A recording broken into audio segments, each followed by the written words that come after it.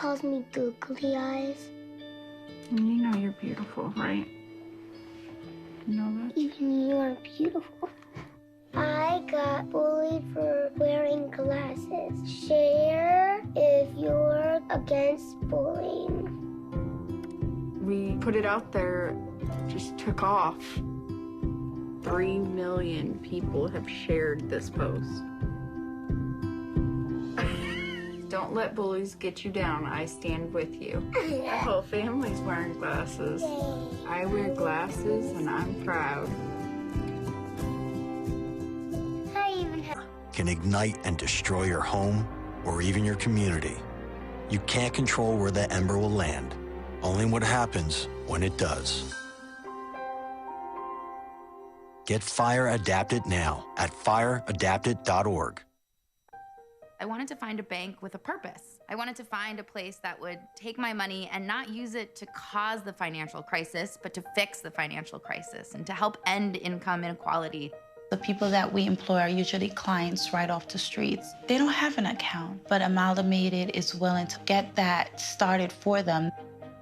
Their reputation supporting the working man, I think, speaks for itself. This is a bank that cares for their customers, and I appreciate that. We were able to access a construction loan through the bank's programs, and that loan has helped us house 28 families in the community. Amalgamated is a bank that was started for and about working people.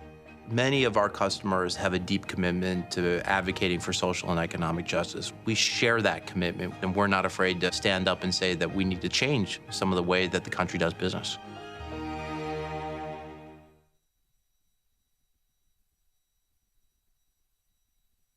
I grew up in the housing projects of Cleveland. I didn't even know that life could be any better than it was. Education for me has been a way to get away from the agony of what was normal life. I want to be able to impact the community, not just look back on where I came from, but to reach back to where I came from and pull some people up with me. My name is David, and I am your dividend.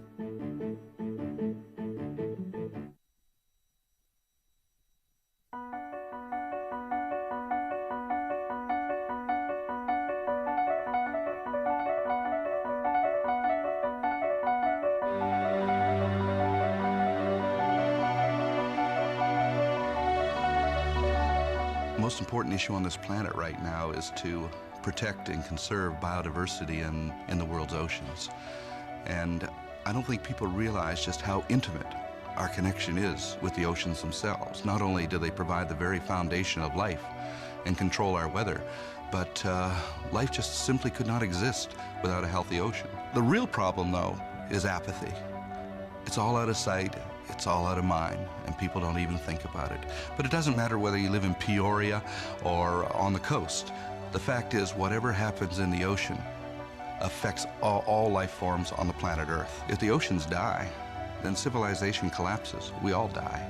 We cannot live on this planet without the oceans. This is, in fact, not the planet Earth. It's the planet ocean, but because we're a land-dwelling species, we refer to it as Earth. But it is the planet ocean, and the oceans are the heart and the foundation of all life on the planet.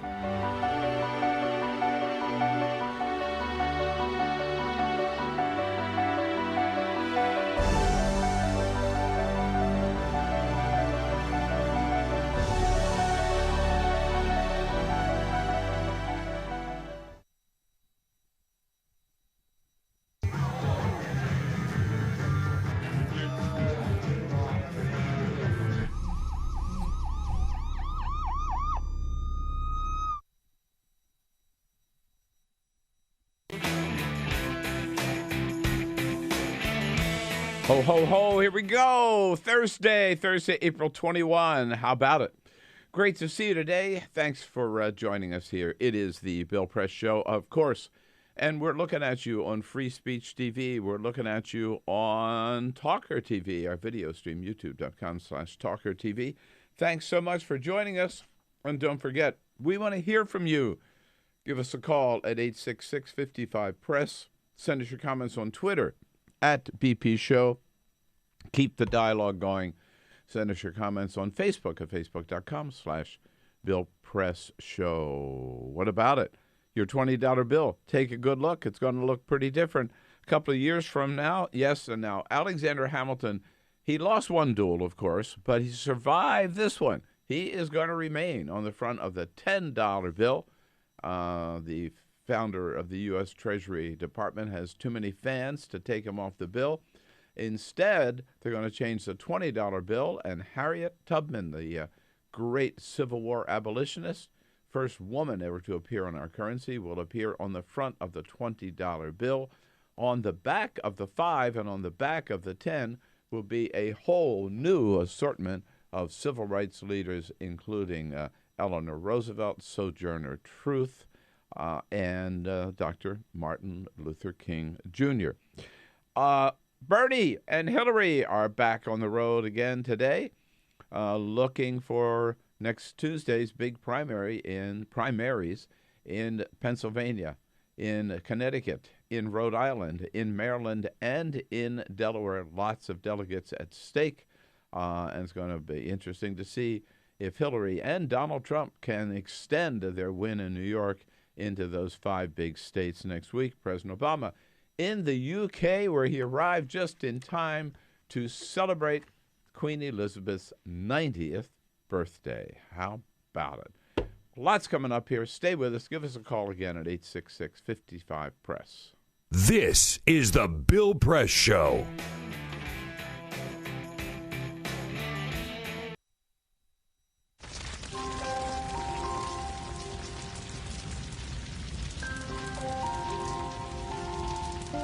A single ember that escapes from a wildfire can travel more than a mile.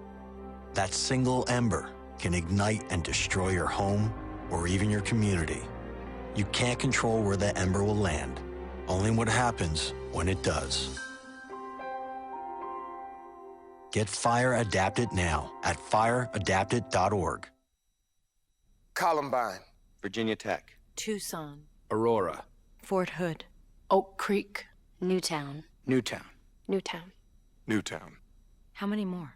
How many more? How many more colleges? How many more classrooms? How many more movie theaters? How many more houses of faith? How many more shopping malls? How many more street corners? How many more? How many more? Enough. enough, Enough. enough. Demand a plan. Right now. As a mom. As a dad, as a friend, as a husband, As a wife. as an American. As an American. As an American. As a human being. For the children of Sandy Hook. Demand a plan. No more lists of names. It's not too soon. It's too late. Now is the time. Before we all know someone who loved someone on that list. No more lists. No more. Who they might have been. No more. If we had just done something yesterday. It's time. We can do better than this. We can do better than this. It's time. It's time. It's time for our leaders to act. Demand a plan. Right now. Right now. You! Demand it! Enough. Enough. Enough. Enough.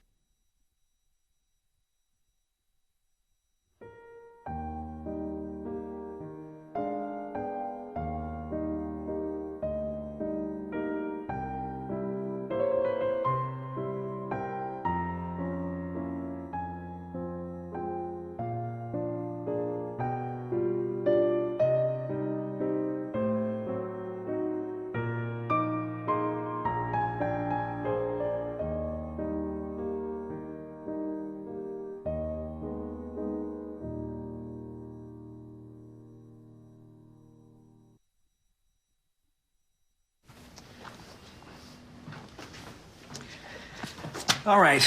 I know this isn't any fun to talk about, but we should. Okay. So who's going to do what? I'll pack the dead batteries. Great. I'll only put what I don't need into a duffel bag. Perfect. That's totally unhelpful. No problem. Meanwhile, I will try to comfort everyone by speaking in a calm voice. And I'll try to get the generator going without any gas. Oh, let's not forget the cell phones, which probably won't work. Right. And who is going to handle supplies? I can forget to do a list for us. Thanks, pal.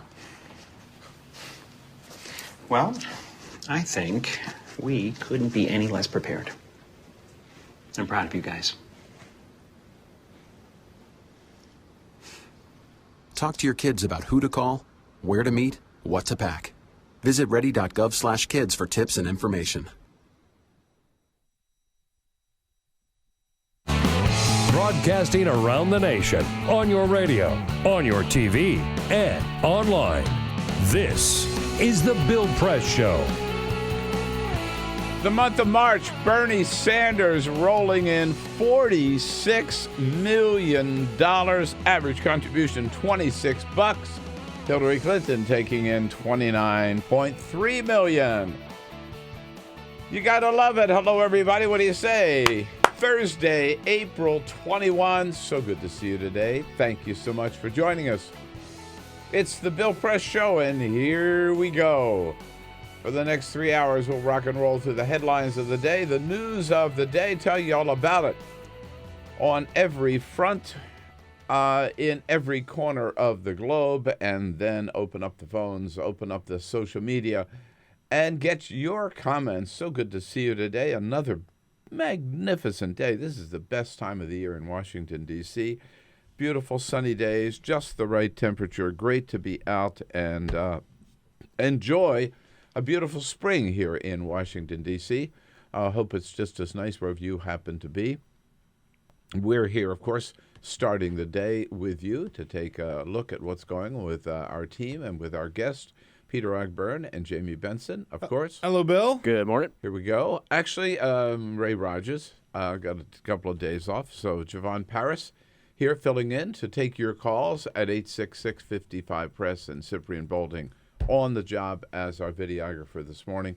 Coming to you live from Washington, D.C., our nation's capital, and our studio right here in the shadow of the Capitol Dome, where we all celebrated last night watching our Nats bring home another win against the even if they're just playing the Marlins, right? You still got to celebrate, right? Even though eventually the Nationals are going to play some good teams. Yes. Right. They've had some pretty crappy teams. If only we could just stay in Miami for the rest of the season, just beating the hell out of the Marlins. But Charlie Slows on WJFK, it was Michael Taylor's turn to hit the big bat yesterday. Here's Taylor. First pitch swinging, drives one to deep right center field. This one way back. Stanton's going to play it off the wall, but it won't tear him off the wall. It is gone. Goodbye. Michael Taylor has his second home run of the year, just clearing the wall in right center field. A little bit of a different vibe when they hit those homers at an away game. Yeah, right. And they picked up, a little quieter there in the stadium. They picked up another win, 3-1 yesterday. We got a great show for you today. Susan Page from USA Today, Washington Bureau Chief, will be joining us as she does every Thursday. Senator Jeff Merkley from Oregon, the only senator to endorse Bernie Sanders for president, will be along with us, as well as President J. David Cox, president of the American Federation of Government Employees. Lots coming up.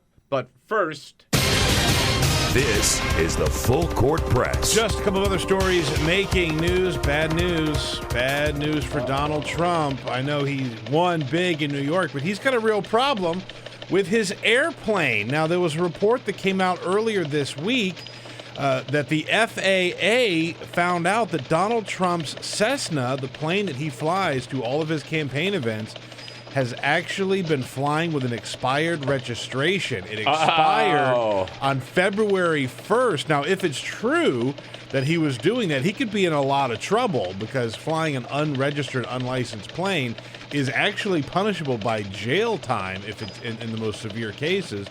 But while they're figuring that out, the airplane has been grounded. His plane is not allowed to fly until they get this registration situation under control. No comment yet from the Trump campaign. But by the way, you know the cost of what it takes to register an aircraft?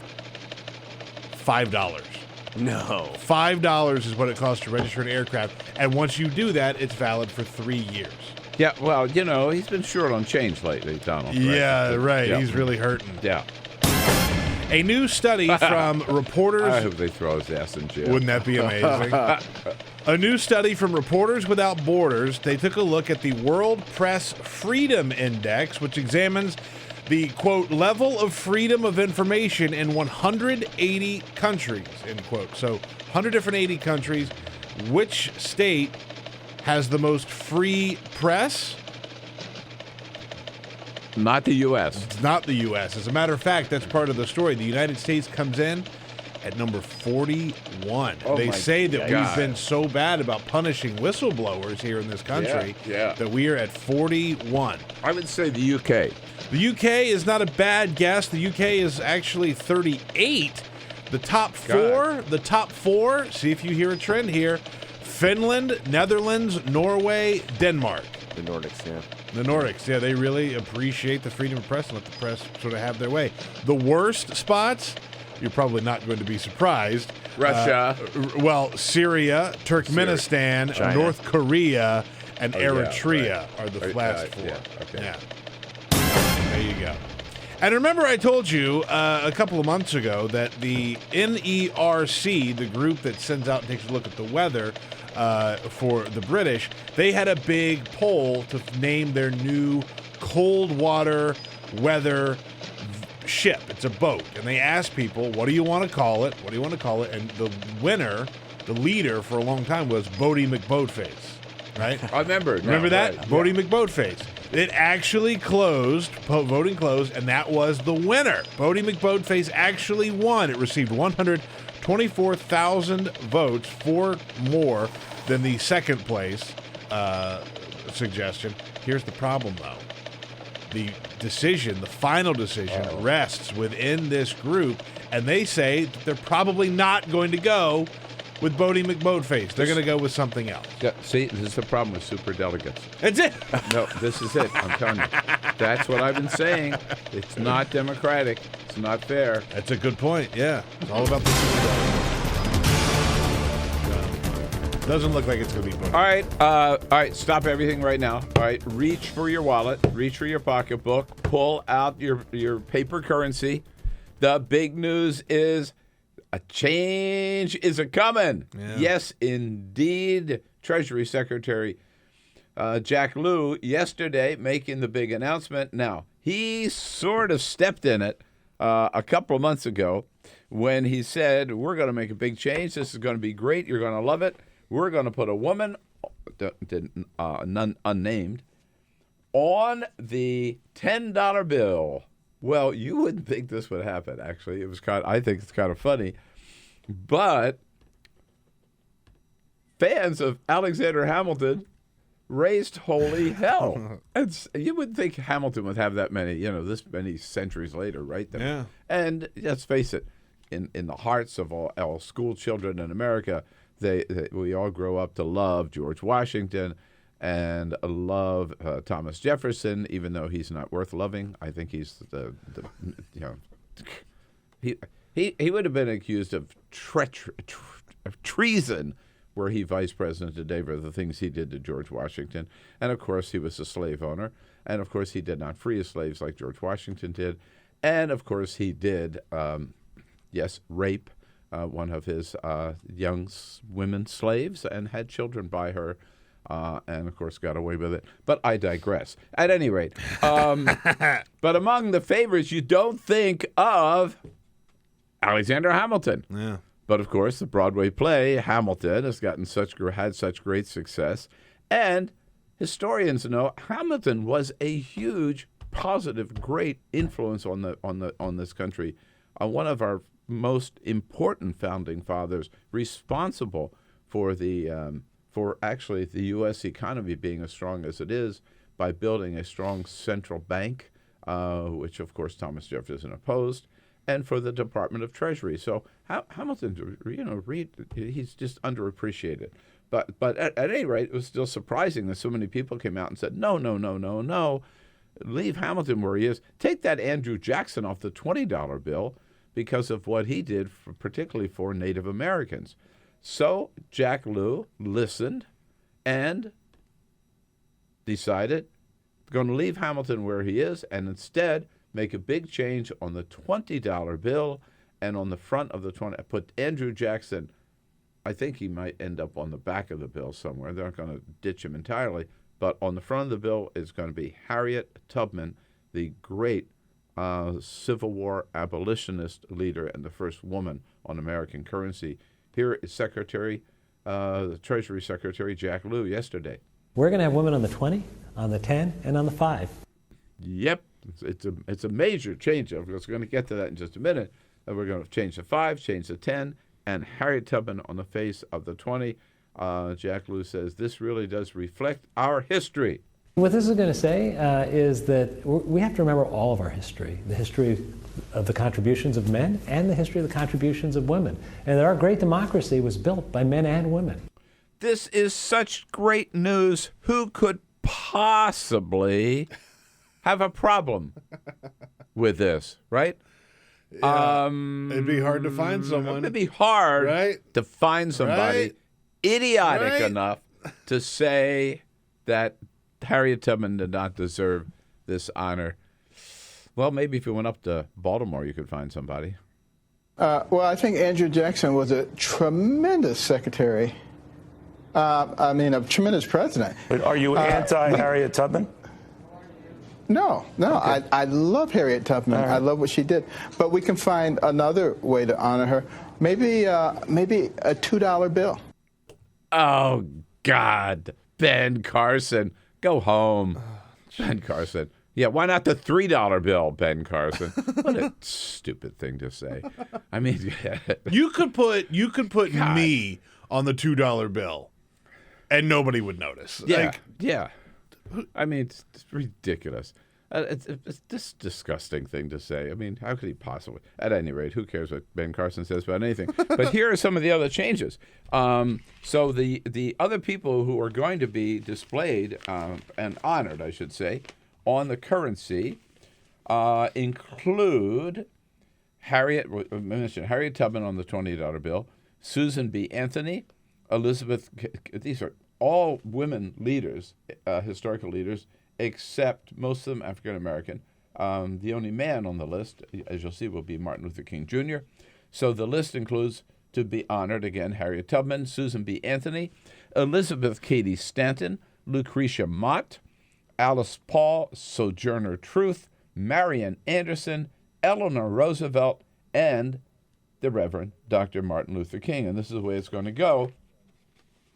On the front of the 20 will be Harriet Tubman, born right over here on the Eastern Shore. Yeah, of that's Maryland. right. Yeah, she's local. She actually became a spy for the Union during the Civil War. Great history. On the back of the $10 bill, so Hamilton stays on the front of the $10 bill. On the back, Susan B. Anthony, another abolitionist leader, and the leader of the amendment giving women the right to vote, of course. Elizabeth Cady Stanton, pioneer in the women's rights movement. Lucretia Mott, Quaker. By the way, so was Susan B. Anthony, a Quaker. Lucretia Mott, an abolitionist dedicated also to women's rights. Alice Paul, another Quaker dedicated to women's suffrage. Carol's going to be very happy with this. And so this is all on the back of the 10. They're going to have a little cluster of these leaders. And Sojourner Truth. I just love that name. She was an abolitionist leader, of course, from New York. On the back of the $5 bill, Marian Anderson, remember, banned from speaking, or from singing, rather, at the Daughters of the American Revolution, sang instead from the steps of the Lincoln Memorial. That was arranged by Eleanor Roosevelt, who will also be on the back of the $5 bill, as will Dr. Martin Luther King Jr. I mean, I think this is great. It really does bring our currency up to date, broadens the scope of leaders whom we recognize. So it's not just presidents, it's also some of these civil rights activists and leaders in the abolition movement, the women's suffrage movement. And it just it reflects more of who we are as a country. There was an interesting comment yesterday great. from a very smart woman on Twitter who I don't remember, but I remember seeing this tweet and thinking it made so much sense because if there had been any real complaints about this, it's like, well, I don't know who some of these people are, which shame on you if you don't, right? But but okay, that's fine. That's an argument. And she said it's not really the issue of who it is; it's an issue of representation.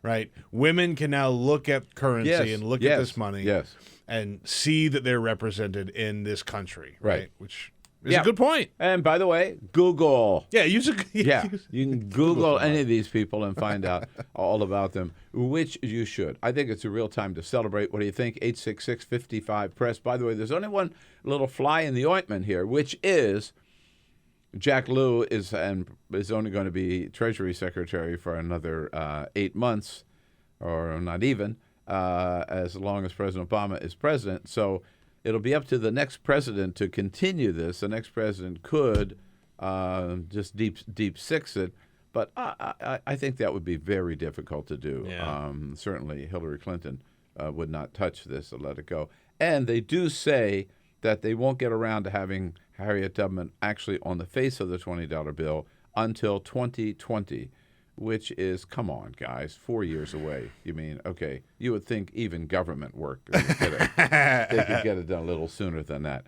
What do you say? 866-55-PRESS. Good move for our currency? You like it? Or are you a Ben Carson type? 866-55-PRESS. Let's talk about it.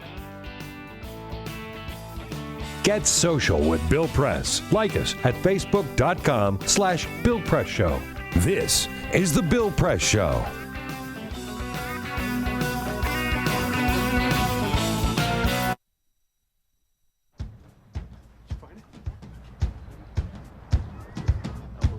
You taught him how to hit a baseball.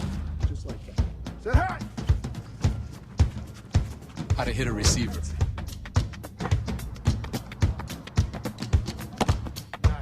The strike zone. The net. You taught him how to hit the upper corner.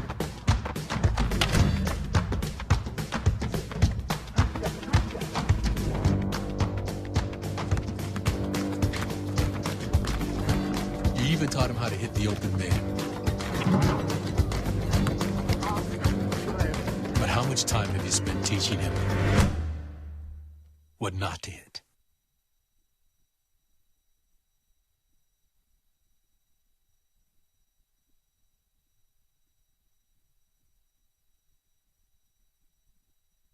She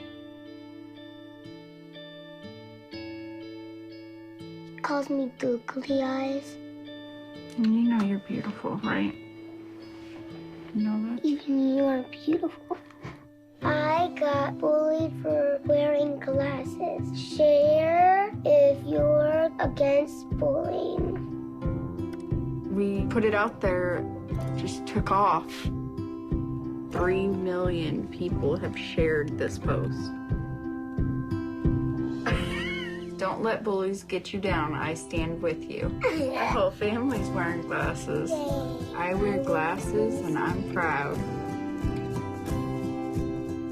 I even have the army on my team. All the kind comments brought my child joy. I don't feel thank you is enough. Thanks.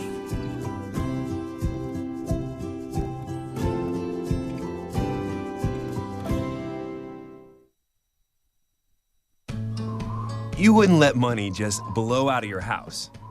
So when your AC or heater is on, make sure the doors, windows, and fireplace flue are shut tight.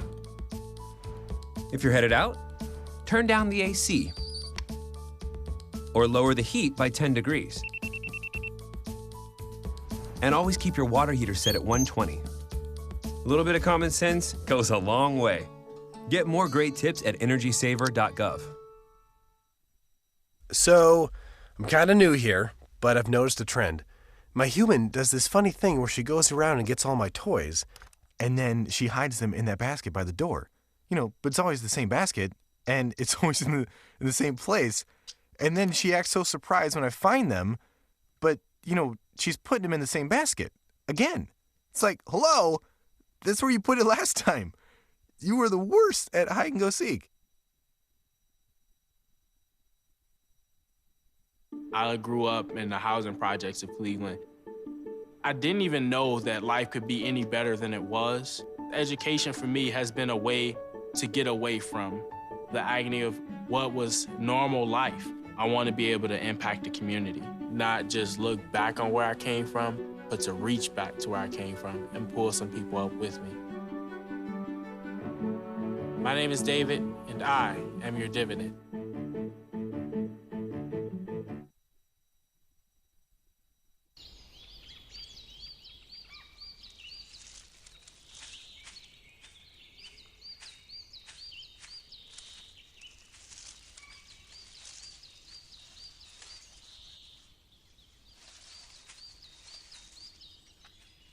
At Earth Justice, we defend the environment in the courtroom.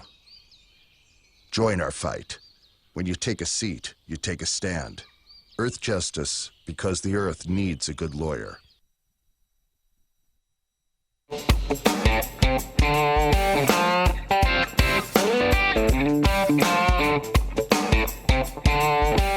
This is the Bill Press Show.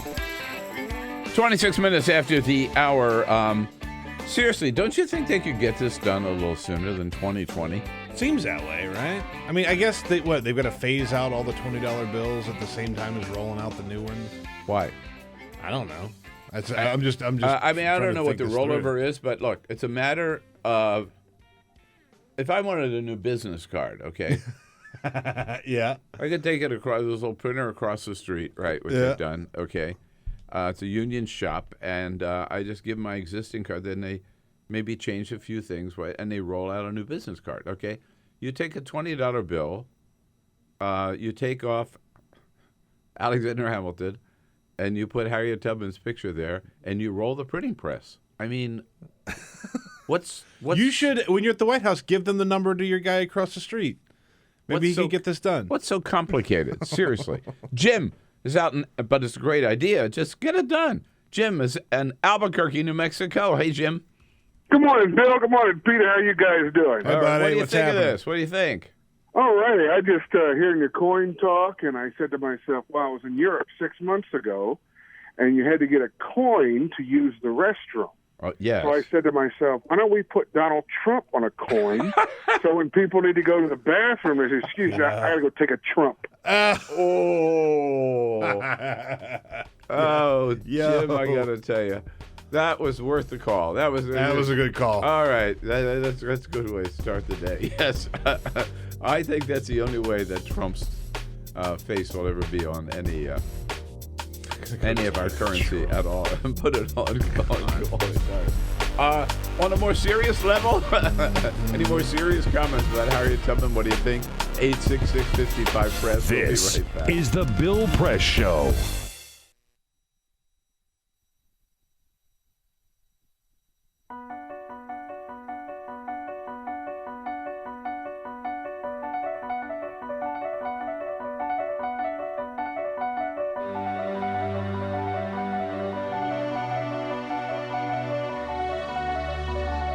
The most important issue on this planet right now is to protect and conserve biodiversity in the world's oceans. And I don't think people realize just how intimate our connection is with the oceans themselves. Not only do they provide the very foundation of life and control our weather, but life just simply could not exist without a healthy ocean. The real problem, though, is apathy. It's all out of sight. It's all out of mind, and people don't even think about it. But it doesn't matter whether you live in Peoria or on the coast. The fact is, whatever happens in the ocean affects all life forms on the planet Earth. If the oceans die, then civilization collapses. We all die. We cannot live on this planet without the oceans. This is, in fact, not the planet Earth. It's the planet ocean, but because we're a land-dwelling species, we refer to it as Earth. But it is the planet ocean, and the oceans are the heart and the foundation of all life on the planet.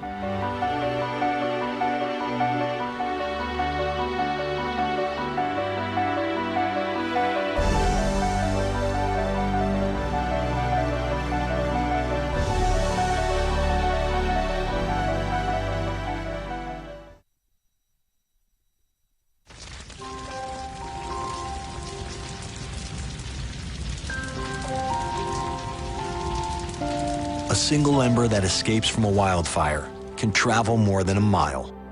That single ember can ignite and destroy your home or even your community.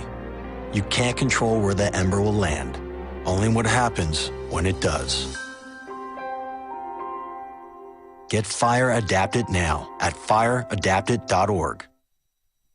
Columbine, Virginia Tech, Tucson, Aurora, Fort Hood, Oak Creek, Newtown, Newtown, Newtown. Newtown. How many more? How many more? How many more colleges? How many more classrooms? How many more movie theaters? How many more houses of faith? How many more shopping malls? How many more street corners? How many more? How many more? Enough. Enough. Enough. Enough. Demand a plan. Right now. As a mom. As a dad. As a friend. As a husband. As a wife. As an American. As an American. As an American. As a human being. For the children of Sandy Hook. Demand a plan. No more lists of names. It's not too soon. It's too late. Now is the time. Before we all know someone who loved someone on that list. No more lists. No more. Who they might have been. No more. If we had just done something yesterday. It's time. We can do better than this. We can do better than this. It's time. It's time. It's time for our leaders to act. Demand a plan. Right now. Right now. You! Demand it! Enough. Enough. Enough. Enough.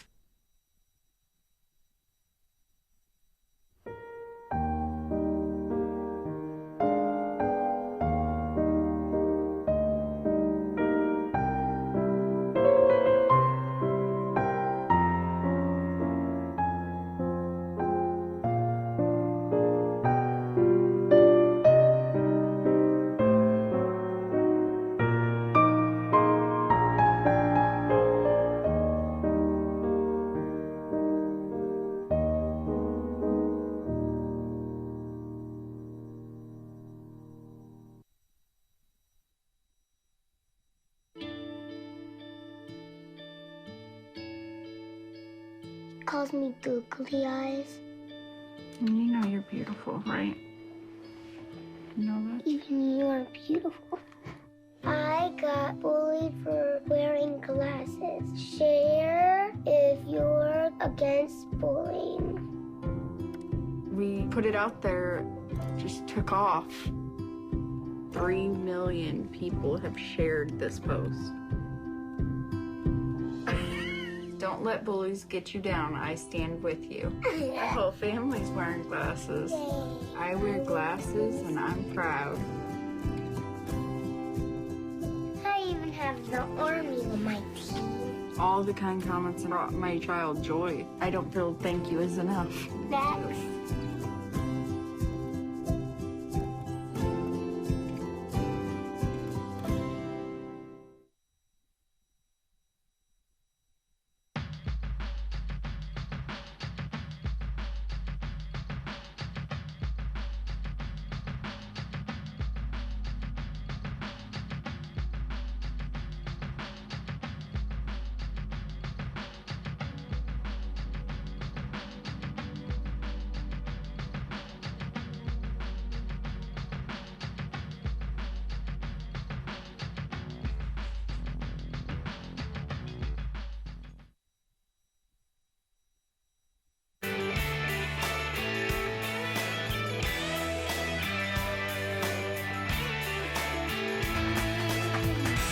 Hey, here we go now at 34 minutes after the hour. Susan Page, USA Today, joins us in the next segment. So I was looking, we're talking about the changes announced yesterday in America's currency. And the reason the Treasury Department says that it's going to take so long to get to Harriet Tubman on the $20 bill is because they do this in kind of rotation. And they recently updated the $5 bill, but they're going to go back and they're going to change that first. And then, the $10, and then they're going to do the $20. Well, you know, they could, again, first of all, they could get them all done in a month, if you ask me. Yeah. that right down here at 14th Street, I think that's where the printing press is. Yeah. And I always thought that's what that building is at any rate. But wherever the printing it is. Wherever the printing press is, just work overtime. I mean, right? Pay them to work the weekend or something to get the new plates done. Sure. But, so I realize now looking at them, so the $1 bill is not going to change, right? You got George on the front and just those Masonic temple things, which probably ought to change. Illuminati, yeah. On the back. The $5 bill, which already I forgot, has the Lincoln Memorial on the back. That's where we're going to put on the back the $5 bill Marian Anderson, who sung from the steps of the Lincoln Memorial. Sure, yeah. Eleanor Roosevelt, who arranged for her to sing there when she was banned from singing at the Daughters of the American Revolution right down there on 17th Street. And Martin Luther King Jr., who gave the famous I Have a Dream speech from the steps. So that all fits. That's really great. They'll be on the back of the 5. Then you got Bill's gonna make it rain in here. Yeah. Then you got the 10, right? Yeah. All right, we're going to leave Alexander Hamilton's on the front. So the Treasury Department is on the back. Yes. Okay. And people go on the back of the $10 bill are Susan B. Anthony, Elizabeth Cady Stanton, Lucretia Mott, and Alice Ball and Sojourner Truth. They led a march which ended at the Treasury Department, and that's why that really fits there. It was a march for women's rights that ended at the Treasury, right alongside of the White House. So they'll be on the back of the $10 bill together with the building. And then the $20 bill, hey, goodbye, Andrew Jackson. Crusty-ass Andrew Jackson. But, he supported slavery. Yeah, he did. Opposed the National Bank. Yeah. And then he wiped out, Native Americans. So he is gone, and Harriet Tubman will be there with the White House staying on the back of it. I think that's great.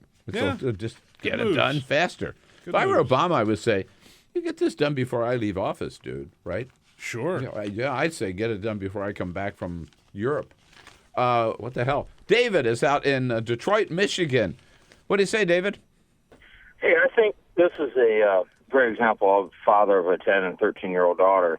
And we're constantly preaching to them, you need to find a mission in life, become a ministry, and make our society better. Good for you, and yes. Here's an example of gals that have overcame barriers and made our society a little bit better. It gives us a teaching aid. We can have little book reports about them and so on and so forth. And it sends a message throughout the world, too. Absolutely. I think it sends a great message, particularly an inspirational message to young women today, right? Who can look at that, right? Yeah, totally. What I can achieve. And, it just inspires them, I think, to do great things and to also that great phrase, to believe in things or work on things that are bigger than yourself, right? Yeah. Reach out for the community at large and great message. And again, one of the things I keep coming back to that's really stuck with me is this: it's all about representation, right? It doesn't necessarily mean that we're trying to whitewash or get rid of these certain people that we're taking off, right? But it's a time to recognize that there were other people who helped make this country great. And some of them happen to be women. Yes, happen to be women. And, by the way, I think it's a great contrast. So I'm not putting her down, but Queen Elizabeth turned 90 this week. Yeah. Maybe today. I don't know. But anyhow, so the UK has come out with a new postage stamp. Okay? And their postage stamp shows 4 generations of royalty as they're sitting on the couch. Charles, Mum, the Queen, little baby George, and his daddy, Prince William. Okay? Now, so they are celebrating royalty. Yeah. In terms of David's comment about what message to send to the rest of the world, right? Yeah. That's a message as, we celebrate the Queen and her sons, blah, blah, blah, blah, the royalty.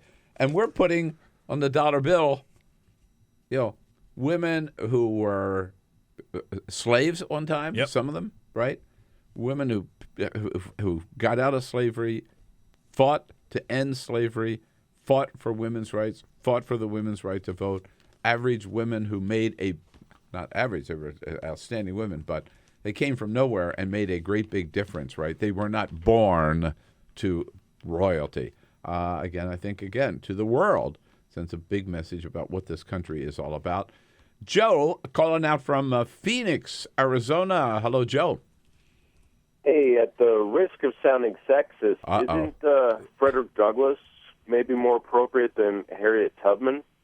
Well, Frederick Douglass certainly, I would say, I don't know that I don't know enough to get into that debate, Joe, but he certainly is an outstanding civil rights leader, abolitionist leader, I guess we would say, actually, at that point, and duly celebrated here in the nation's capital, but not enough. And if he were one of those people, and I don't know why he's not included too. I would add him without taking any of the others away. Yeah, I would say. Yes. When we learn about slavery in schools, right, there are two main people that we learn about: Frederick Douglass and Harriet Tubman. Right. So I would put them on equal footing.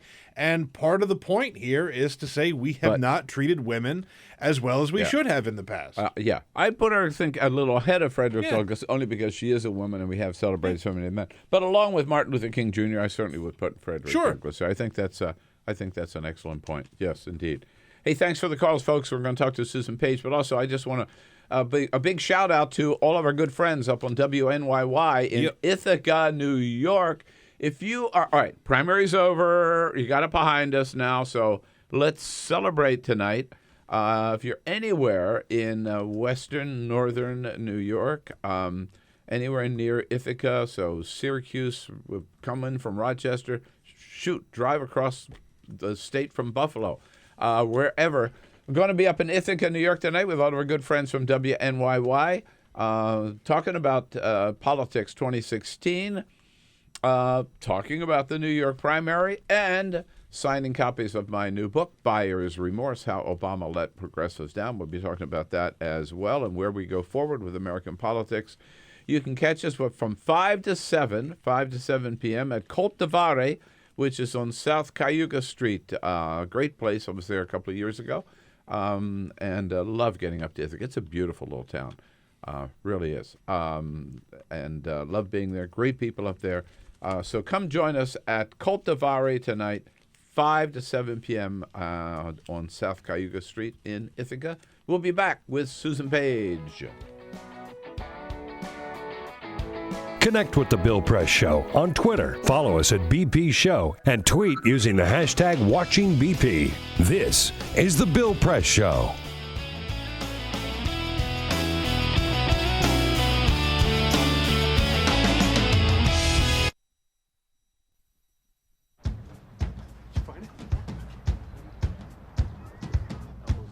Taught him how to hit a baseball. Just like that. Say hi. How to hit a receiver.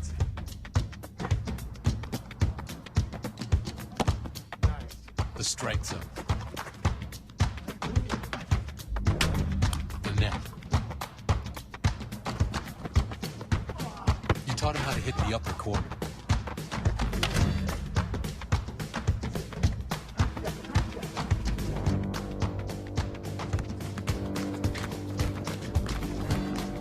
Taught him how to hit the open man. But how much time have you spent teaching him what not to hit?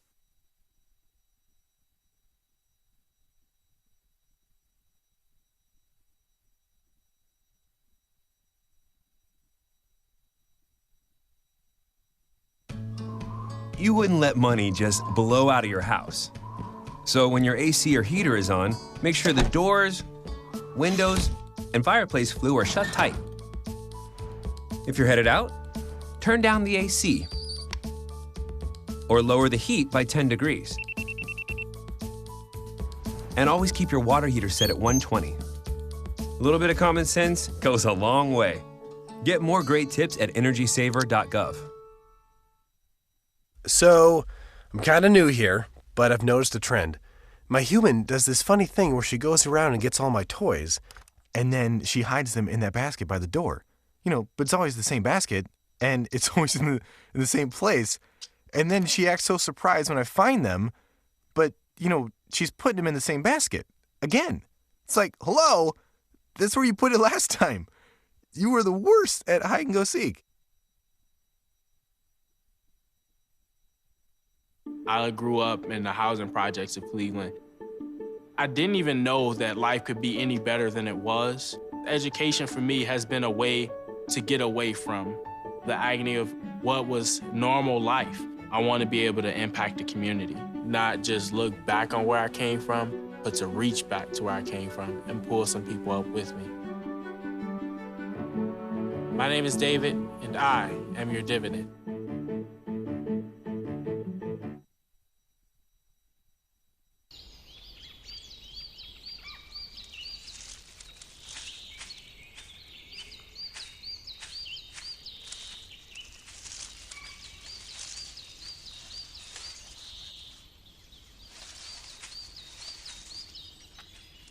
At Earth Justice, we defend the environment in the courtroom. Join our fight. When you take a seat, you take a stand. Earth Justice, because the Earth needs a good lawyer.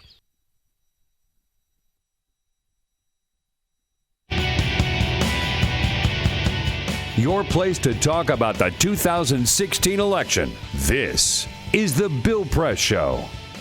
How about it? 14 minutes before the top of the hour. Yes, I'm going to be going up to Ithaca, New York today and kind of see whether people have recovered from the big New York primary. But all the candidates have already moved on.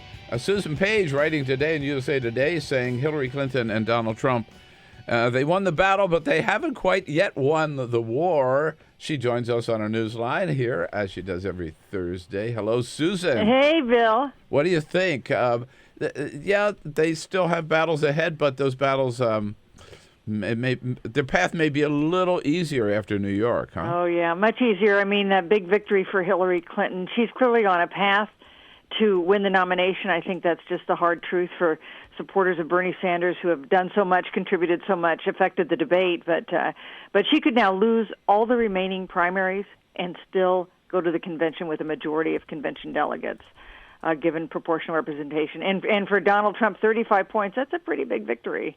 It is indeed. And, you know, it's so funny how the narrative changed, I think, so much Tuesday night on the Republican side, because Donald Trump had a rocky couple of weeks, right?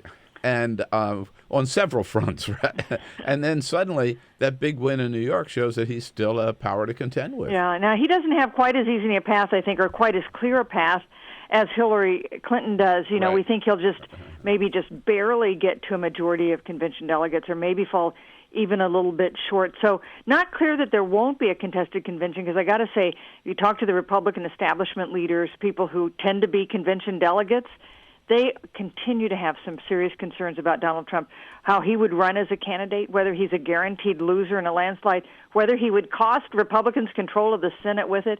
You know, that race, I think, is not quite cooked yet.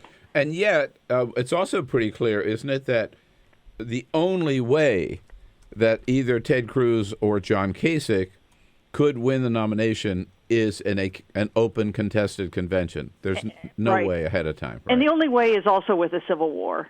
Yeah. So here are the Republican choices. Which, by the way, I am looking forward to. I'm all for it. So here are the choices. You nominate Donald Trump, who is anathema to many Republicans, and you assume the conventional wisdom is big loser in November. Or you don't nominate Donald Trump, and you have a civil war with the people he's drawn to the party. Isn't it great? Yeah, that we've come to that. Who would have thought that we'd come to that? Right. Susan, also, one other thing, you and I followed a lot of these presidential campaigns. One thing we've discovered, I believe this year, I want to see if you agree, is that the primary process is anything but even-handed and anything but according to any national standards, and maybe anything but democratic, right? Well, that's especially true with the Republican, I think, primaries, because Democrats have very clear rules that apply to everybody. Republicans have a kind of federalist system where states can do what they want, and you can have somebody like Ted Cruz really exploit the rules. On the Democratic side, I think the disputed question is these more than 700 superdelegates. Now, Bill, I've often thought of you as a superdelegate. Have you been a superdelegate in the past? Oh, yeah. Are you going to the convention this time, but not as a delegate, I assume? Oh, no, I'm going as a reporter. As a reporter, I right. ran as a delegate once and in West Hollywood, and I was a superdelegate as state chair of the party, right, in California. But I do think the superdelegates are just totally undemocratic and should... Look, if they want to give these my own position, if they want to give these honorific seats to mayors and governors, fine, or members of Congress, fine. But I think they should have to follow the will of the people of their state. Yeah. Right? I mean... But, as you know, superdelegates were a creation because the party establishment wasn't that sure that they trusted the people. Yes, I know. No, it's an elitist system. It's very, very much. And, the New York primary, and I really am not trying to be a sore loser here as a Bernie Sanders supporter, but there were like 3 million. The New York primary is a closed primary, right? So that the independents could not vote. And there are 3 million, I think, almost as many independents in New York as there are Democrats. Well, and of course, if you're thinking about, do you want a candidate who will do the best possible job of winning the election in November, you might want to include some independents there. Exactly. Yeah, no, that's my point. And new voters, right? Yeah. And so there's a lot of work to be done there. So you're going to be talking with, I think, probably the best Republican national chairman we ever had was Haley Barbour. Well, if you look up Republican establishment in the dictionary, there's a picture of Haley Barbour there. Because he's been political director of the White House, chairman of the RNC, governor of Mississippi. When he was head of the RNC, that was during the time period when Republicans won control of the House and the Senate in 1994. And I'm going to ask him if he's nervous about Donald Trump as a nominee, and also about whether Republicans should go into this convention with a willingness to not nominate Donald Trump, even if he has won, as we think he will, the most states, gotten the most votes. Well, that's very important. In fact, I've had this conversation with a couple of people that all this trauma, in the last few months, we haven't heard much from Haley Barbour. He, unless I've missed it, he hasn't really been out there. Hasn't endorsed a candidate, hasn't been out there, and maybe that gives him some standing to come in at this point as a powerful, influential voice. We'll see. He was Democratic chair when Terry McAuliffe... No, he was Republican chair, of course, when Terry McAuliffe was the Democratic chair. And the two of them, I think... Two powerhouses. Two powerhouses, and two of the best we've ever had, And two people who respect the political process, would like it to get things done. I wonder what he thinks about the direction of the Republican Party, where it stands on issues like immigration. If you want to move ahead in this country as a majority party, which Republicans want to do, are they headed in the right direction? Do you think Donald Trump's making a mistake by going after Reince Priebus? Well, I don't know. I don't usually give political advice. And, I think if you go to Americans and said, did you hear that Donald Trump is going after Reince Priebus? Yeah. You know what most people would say? It'd be Reince Priebus? What kind of name is that? Yeah, I know. No, I was asked that the other night on CNN. I just laughed. I mean, I think it's very smart who's going to be standing up defending Reince Priebus, right? Although I think Reince Priebus has been a pretty good Republican chairman, actually, in difficult times. But I'm not sure he's a voting issue. No, he's not exactly a national hero either. So, hey, say hello to Haley Barbour for us, all right? Susan I'll do Page. it. Great to talk to you, Susan. Thanks. Have a great weekend. Thank you, Bill. All right, You too. Susan Page. Great job. USA Today, Washington Bureau Chief. On your radio, on TV, and online.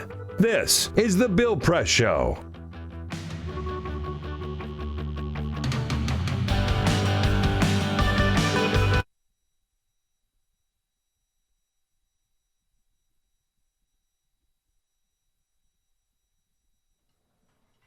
For my 6th birthday, my grandpa gave me a Rubik's Cube.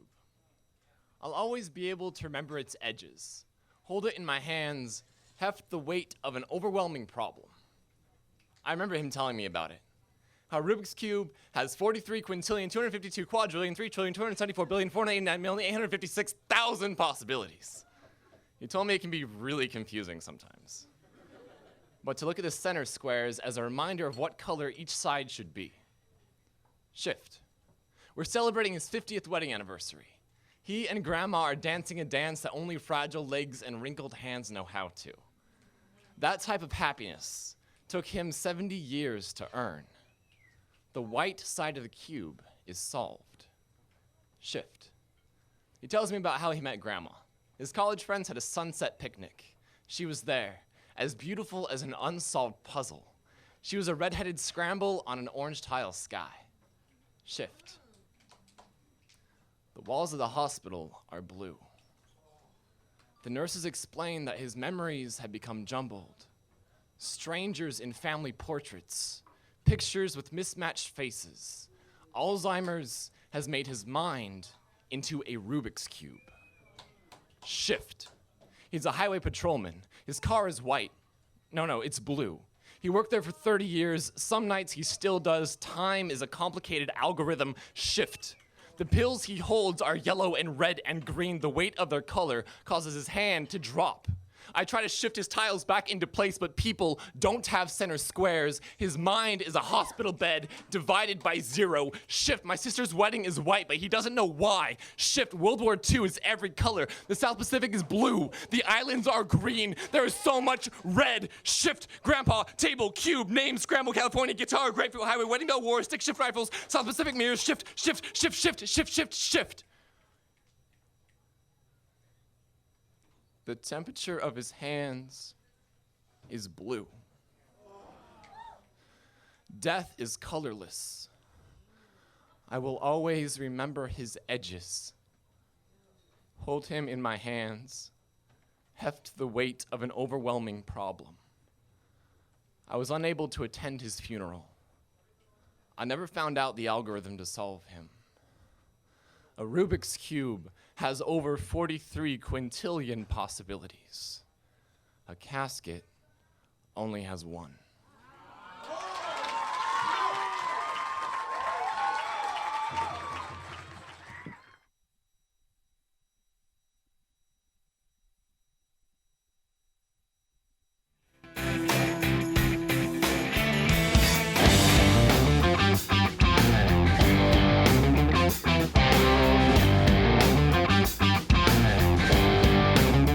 This is the Bill Press Show. Top of the next hour, Jill Colvin from Associated Press.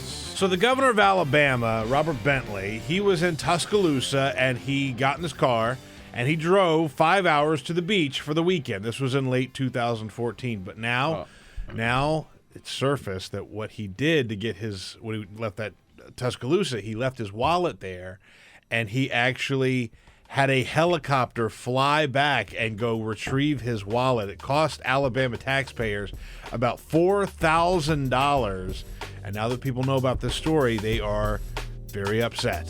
Very upset. He's got a lot of problems down there. I was just going to say, he's got some more serious problems. He's got a lot of problems, that guy. Yeah, there was some phone messages, yes, to a certain staffer that he might be worried about. Yep. This is the Bill Press Show.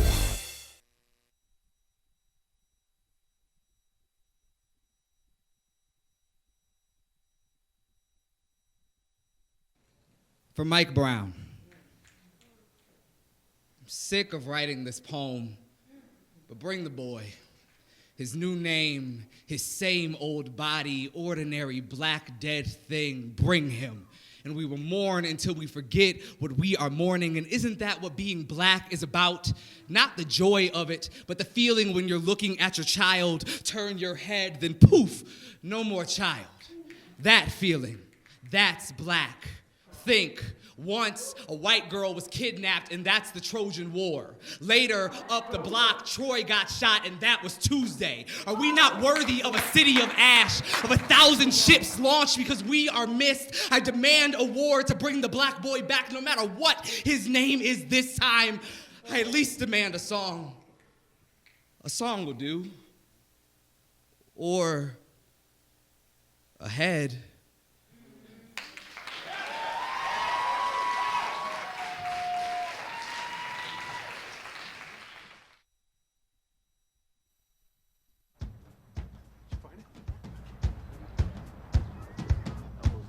Taught him how to hit a baseball.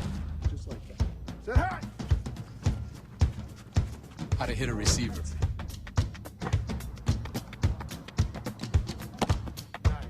the strike zone.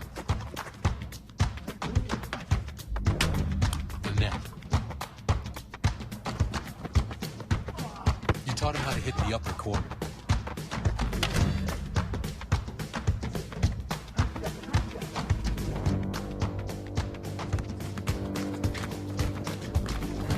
You even taught him how to hit the open man. But how much time have you spent teaching him what not to hit?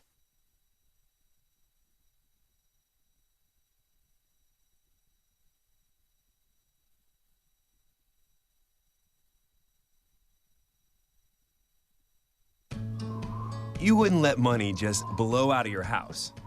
So when your AC or heater is on, make sure the doors, windows, and fireplace flue are shut tight. If you're headed out, turn down the AC or lower the heat by 10 degrees. And always keep your water heater set at 120. A little bit of common sense goes a long way. Get more great tips at energysaver.gov. So, I'm kind of new here, but I've noticed a trend. My human does this funny thing where she goes around and gets all my toys, and then she hides them in that basket by the door. But it's always the same basket, and it's always in the same place. And then she acts so surprised when I find them, but, she's putting them in the same basket. Again. It's like, hello? That's where you put it last time. You were the worst at hide and go seek. I grew up in the housing projects of Cleveland. I didn't even know that life could be any better than it was. Education for me has been a way to get away from the agony of what was normal life. I want to be able to impact the community, not just look back on where I came from, but to reach back to where I came from and pull some people up with me. My name is David, and I am your dividend.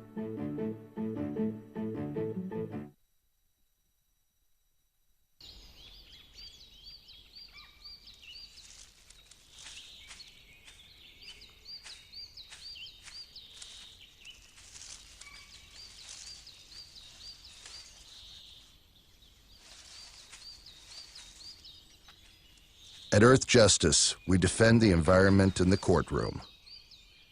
Join our fight. When you take a seat, you take a stand. Earth Justice, because the Earth needs a good lawyer.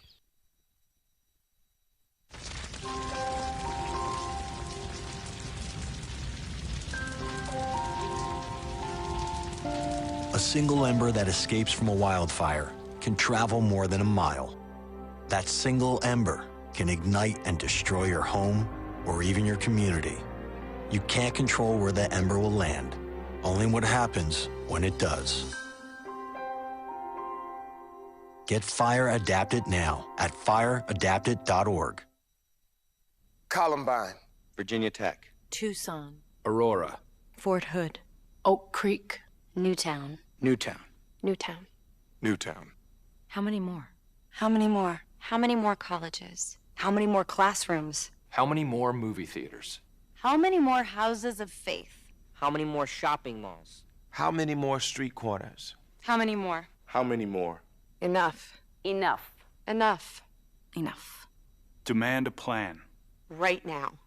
As a mom. As a dad. As a friend. As a husband. As a wife. As an American. As an American. As an American. As a human being. For the children of Sandy Hook. Demand a plan. No more lists of names. It's not too soon. It's too late. Now is the time. Before we all know someone who loved someone on that list. No more lists. No more. Who they might have been. No more. If we had just done something yesterday. It's time. We can do better than this. We can do better than this. It's time. It's time. It's time for our leaders to act. Demand a plan. Right now. Right now. You! Demand it! Enough. Enough. Enough. Enough.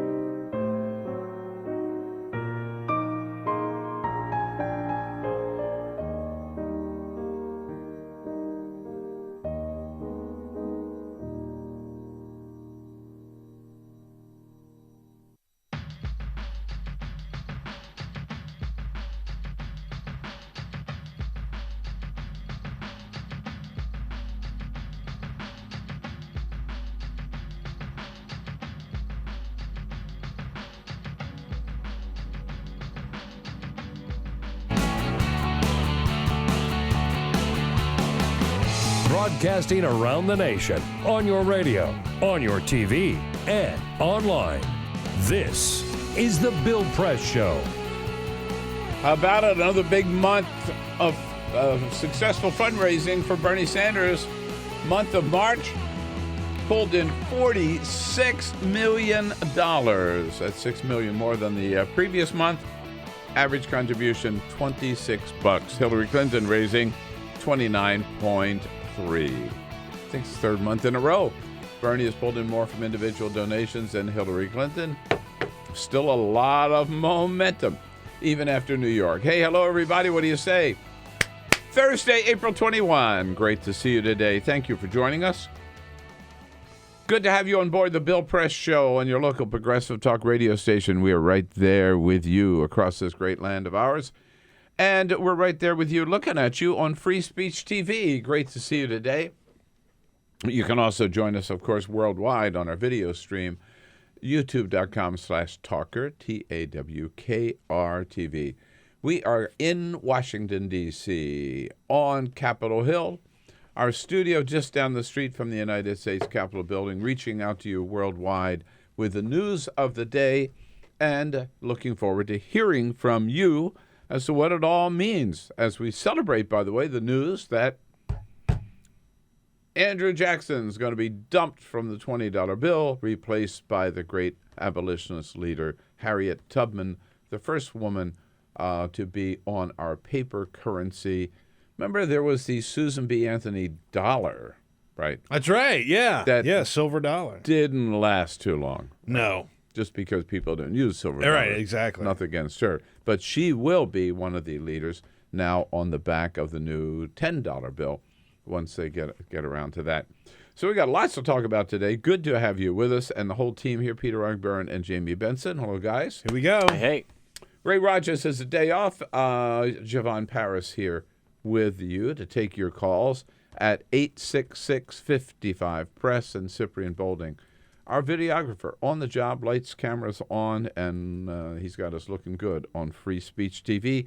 We have to say, President Obama, in fact, is arriving in London this evening after he finishes his visit to Saudi Arabia, flying in just in time to help celebrate the Queen's birthday. 90 years old today. She deserves, don't you think, a special little tribute? Yeah, a little happy birthday. This is your birthday song. It doesn't last too long.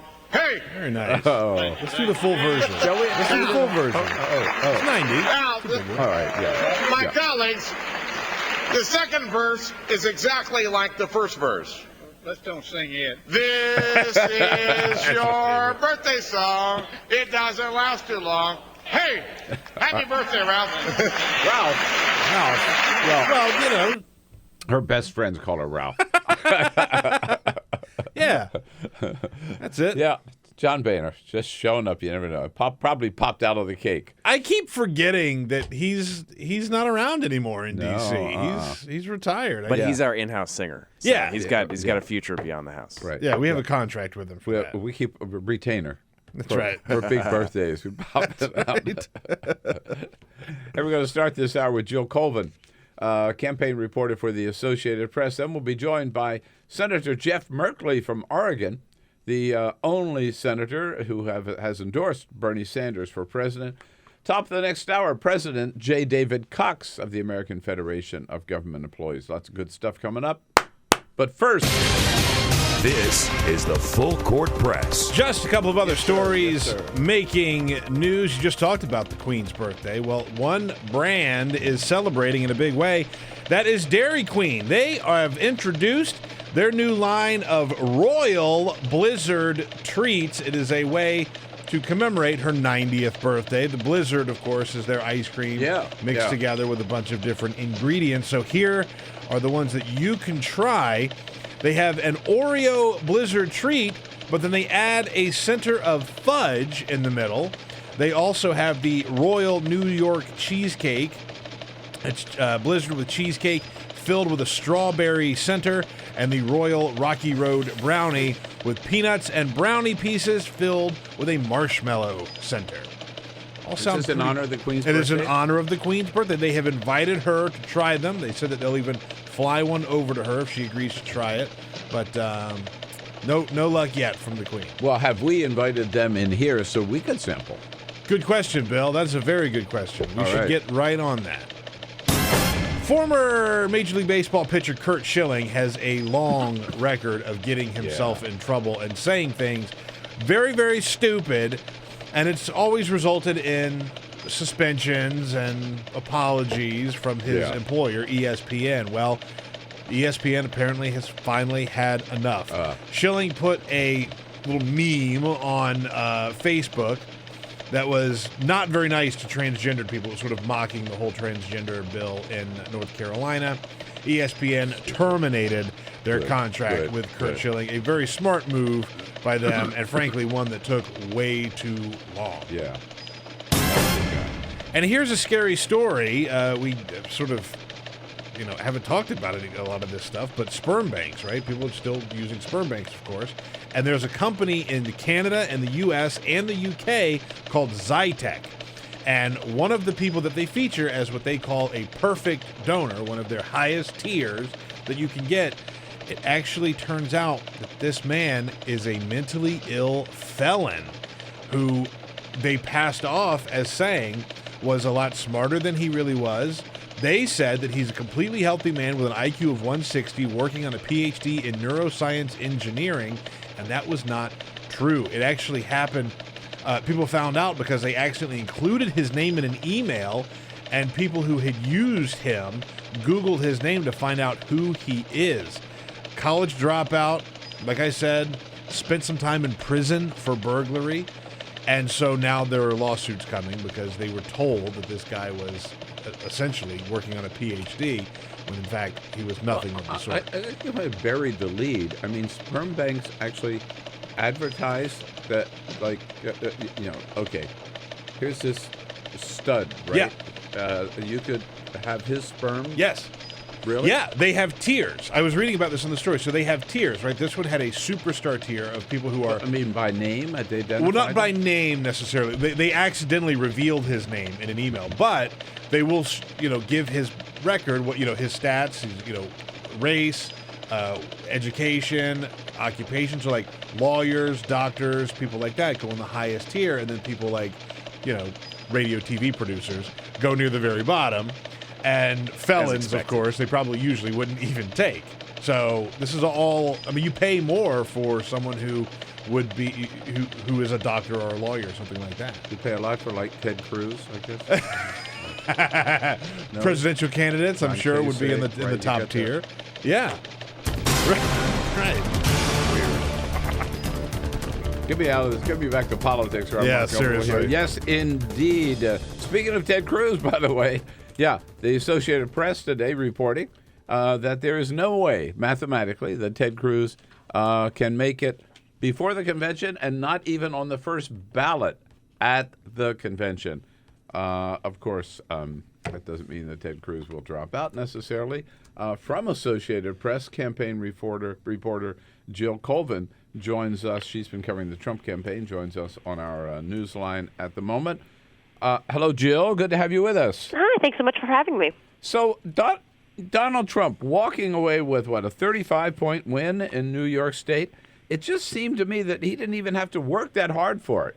He did very, very well, I think, by any measure in New York, even better than, his aides had, set the goal mark for them. It was really funny that the only congressional district he did not win was actually in Manhattan. I know. But otherwise, he pretty much swept the state. And what's really important about that is that New York was obviously a huge delegate prize, and it wound up giving him a much more significant bump than people expected. And at this point, every single delegate matters. So what did he end up with? Do we know yet? 92? Was it out of 95? It's right now. There's still two from what I last read. There's still two congressional districts that are up for grabs right now as they continue to count the absentee ballots. I know he had an 89, I think, and John Kasich had 2 or 3. I believe 2.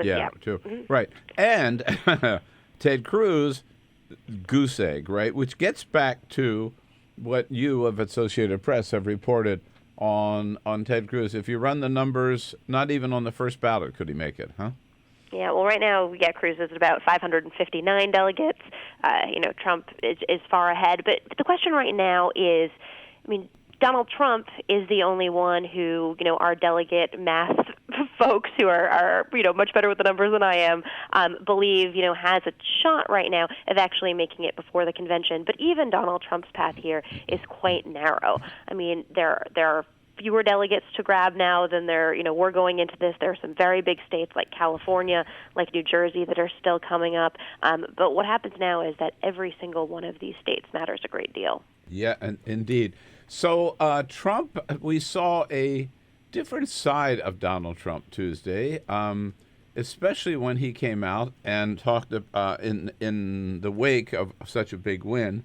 His comments rather muted when he talked about his chief opponent, Ted Cruz. Of course, I know you've been writing about this, but I just want to hear one more time Donald Trump. Here he is.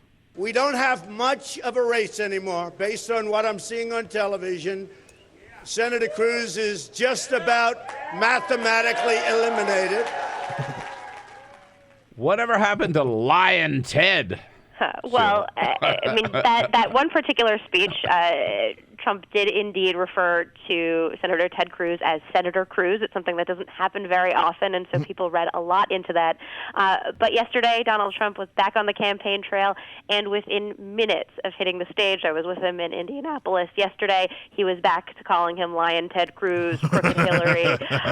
What often happens with Trump, and people are reading a lot into his style right now because of this campaign shakeup, because of the fact that he is being urged to be kind of more presidential by the people around him.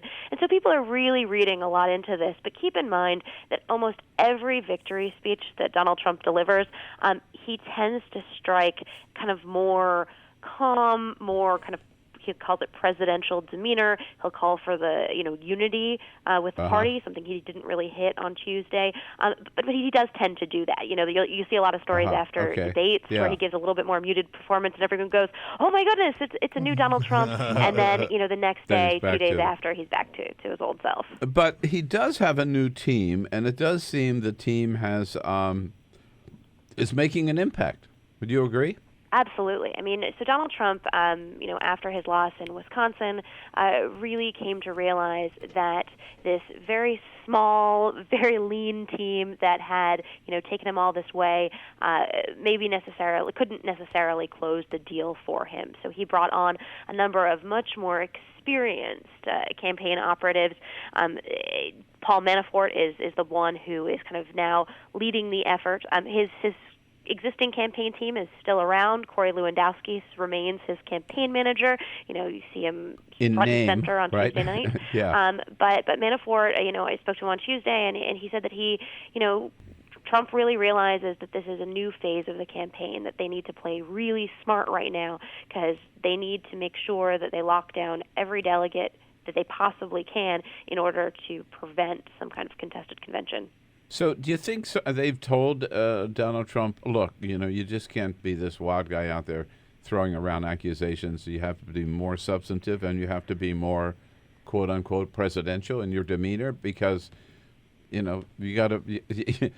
If you're going to, it looks like we could win this nomination, and you're going to have to bring people behind you. Yeah, that's certainly the message that sources say that is getting to Trump. And pay attention to the fact that he has not appeared on the Sunday shows over the last 2 weeks. His Twitter account has been much, I'll say, calmer over the last couple of weeks. There is clearly an effort here to prevent unforced errors. Do you believe he will be the party nominee? It's honestly, I think, very difficult to tell at this point. Smart people I talk to, really at this point aren't quite sure. It's going to be very, very close. And whether Trump arrives with 1237, whether he arrives with 1100, and then there are enough unbound delegates who are loyal to him that he's able to clear that bar before on the first ballot. I think it's honestly just too soon to say at this point. But I wonder if we're all being fair. with anybody else, if they had this much of a delegate lead, wouldn't we all be saying he's the presumptive nominee of the party? It's just that with Donald Trump, we can't quite accept it, I guess, right? Because it is so. I mean, I think that there's definitely, the RNC is meeting right now in Florida, and there's obviously, a very large element of the party that's just not willing to accept ready this. To go there's, there. millions of dollars, we saw in the FEC report last night, still going into the anti-Trump efforts. There are people who are saying that they're not planning to attend the convention because they, whatever excuses they're coming up with.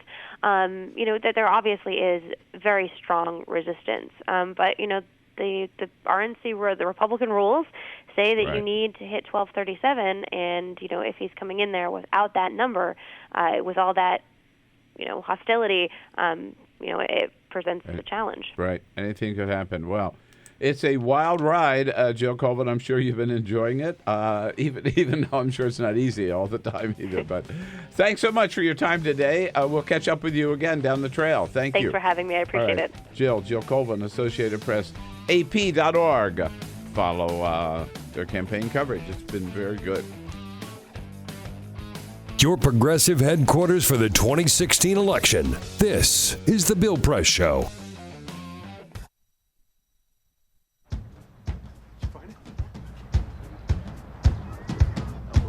You taught him how to hit a baseball.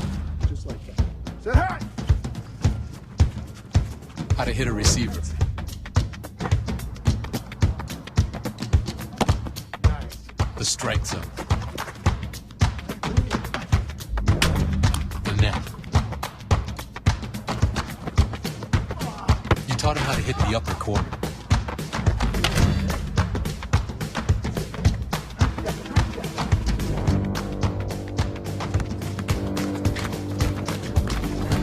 You even taught him how to hit the open man. But how much time have you spent teaching him what not to hit?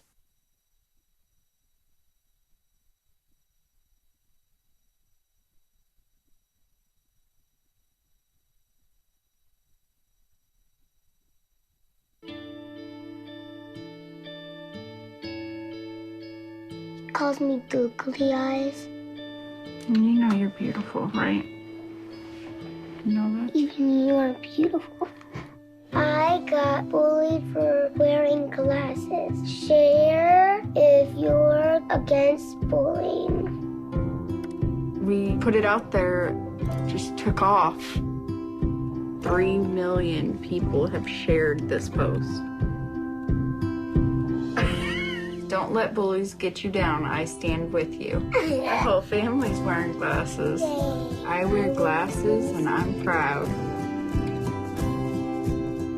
I even have the army on my team. All the kind comments brought my child joy. I don't feel thank you is enough. Thanks.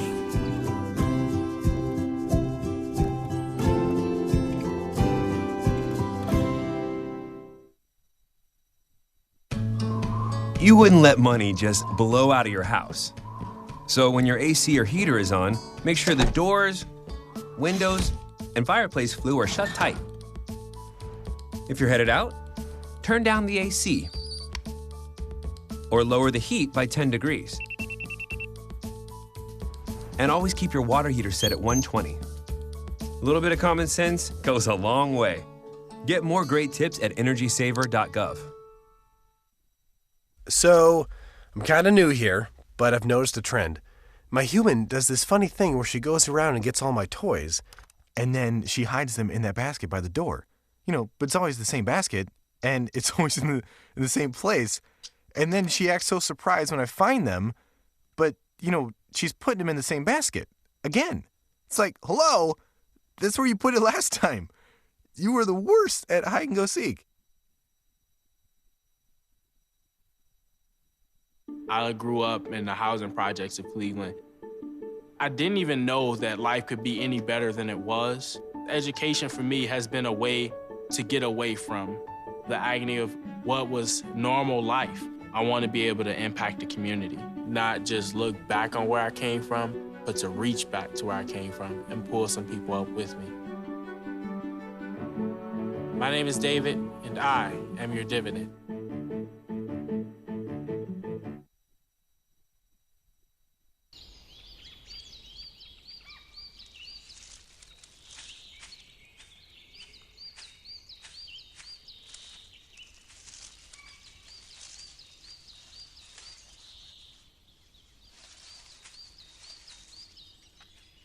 At Earth Justice, we defend the environment in the courtroom. Join our fight. When you take a seat, you take a stand. Earth Justice, because the Earth needs a good lawyer.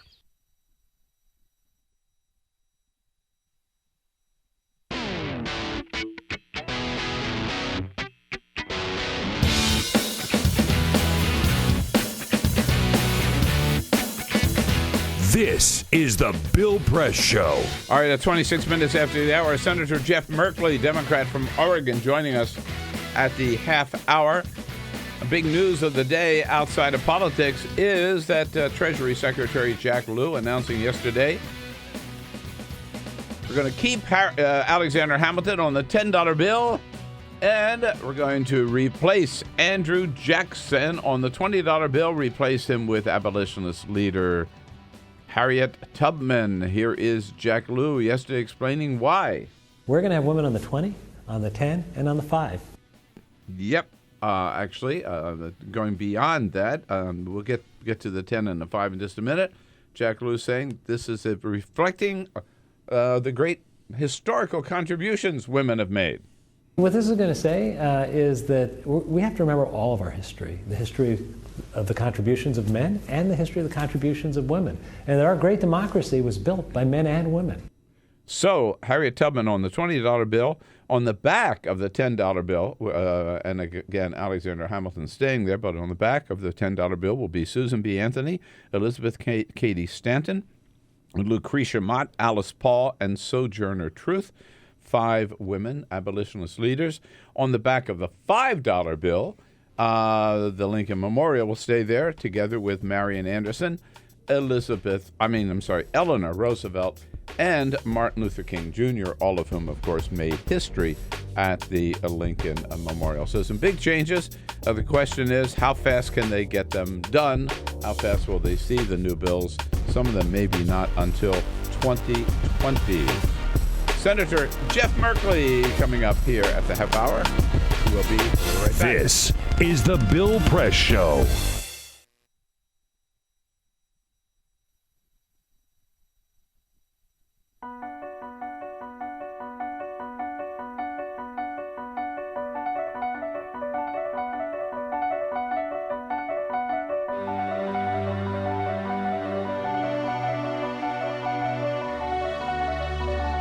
The most important issue on this planet right now is to protect and conserve biodiversity in the world's oceans.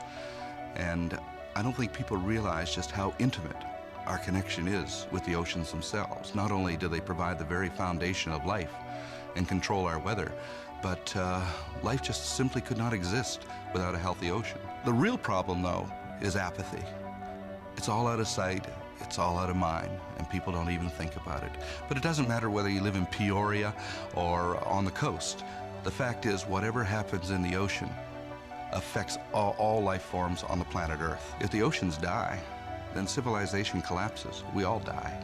We cannot live on this planet without the oceans. This is, in fact, not the planet Earth. It's the planet ocean, but because we're a land-dwelling species, we refer to it as Earth. But it is the planet ocean, and the oceans are the heart and the foundation of all life on the planet.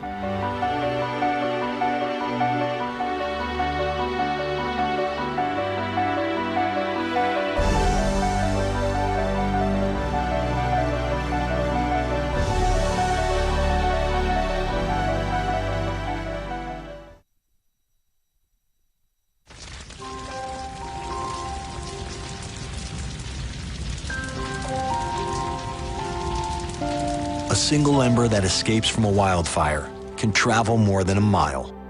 That single ember can ignite and destroy your home or even your community. You can't control where the ember will land, only what happens when it does. Get Fire Adapted now at fireadapted.org. Columbine. Virginia Tech. Tucson. Aurora. Fort Hood. Oak Creek. Newtown. Newtown. Newtown. Newtown. How many more? How many more? How many more colleges? How many more classrooms? How many more movie theaters?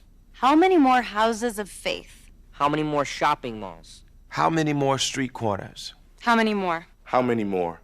Enough. Enough. Enough. Enough. Demand a plan. Right now. As a mom. As a dad. As a friend.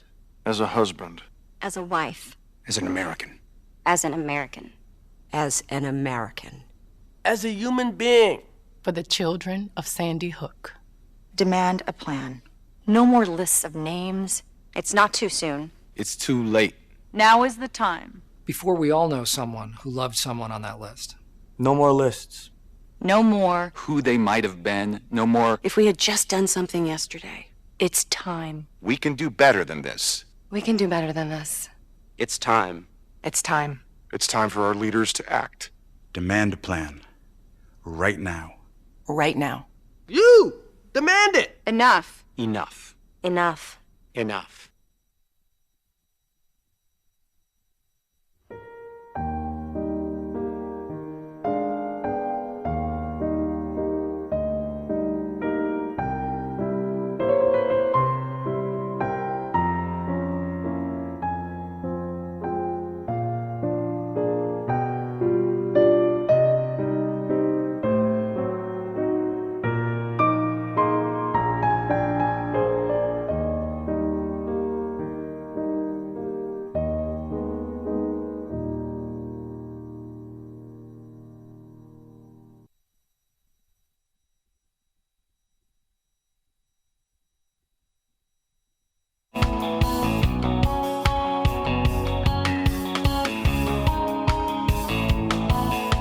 Seen on Free Speech TV and online on TawkrTV. This is the Bill Press Show. Here we are, 33 minutes after the hour. How about it? Thursday, April 21, the Bill Press Show. Good to have you with us. We're brought to you today in part by Amalgamated Bank. Yeah, you hear the phrase, a bank with progressive values. Sounds like a contradiction in terms. Well, it's not, because for nearly a century, Amalgamated actually has been the first choice bank of progressive organizations and individuals nationwide. You know, these days, we seldom walk into a brick and mortar bank, more likely to do it online. Well, check out amalgamatedbank.com. You can do all your banking online at Amalgamated and be a proud progressive at the same time. And speaking of proud progressives in the United States Senate, we are very honored to welcome one to the program at this moment. The good senator from Oregon, Democratic Senator Jeff Merkley, joining us on our newsline. Hello, Senator. Good to have you with us. Good morning. It's great to be with you. I was in your great state maybe 3 weeks ago for a little event at Powell's in Portland. And oh, wonderful. Best bookstore on the planet, I think. Absolutely. He's not just saying that. He said that for a lot longer. Yeah, love Powell's. And it's an incredible place. Went out to Bend, Oregon to visit our son and his family in Bend, Oregon. Oregon was looking pretty good, Senator. Well, I hope you come often. Help the local economy there, right? That's absolutely. Now, your primary coming up next month, all done by mail, correct? That is correct. So the ballots go out on April 28th. Have there been any... I love the fact that you can vote by mail in Oregon. Have there been any problems with that? I mean, in terms of voter fraud or... You know, it is the best system in the nation. Everything's written. Everything can be recounted. We don't have security issues. The people's personal signature makes sure that the ballot is the ballot of the right person. It's worked incredibly well, and I must say, I wish the rest of the nation would adopt it. I bet it's cheaper too, isn't it? Well, it does reduce the polling places and so forth. I'm not sure by the time all the mailings included. I'm not sure if it's cheaper or not. That's not. It certainly is not more expensive. That has not been an issue. Right. Now, I do want to ask you about one of the issues of the day, Senator, which is that the Treasury Secretary Jack Lew announcing yesterday we're going to see some major changes on U.S. currency, and we're going to keep.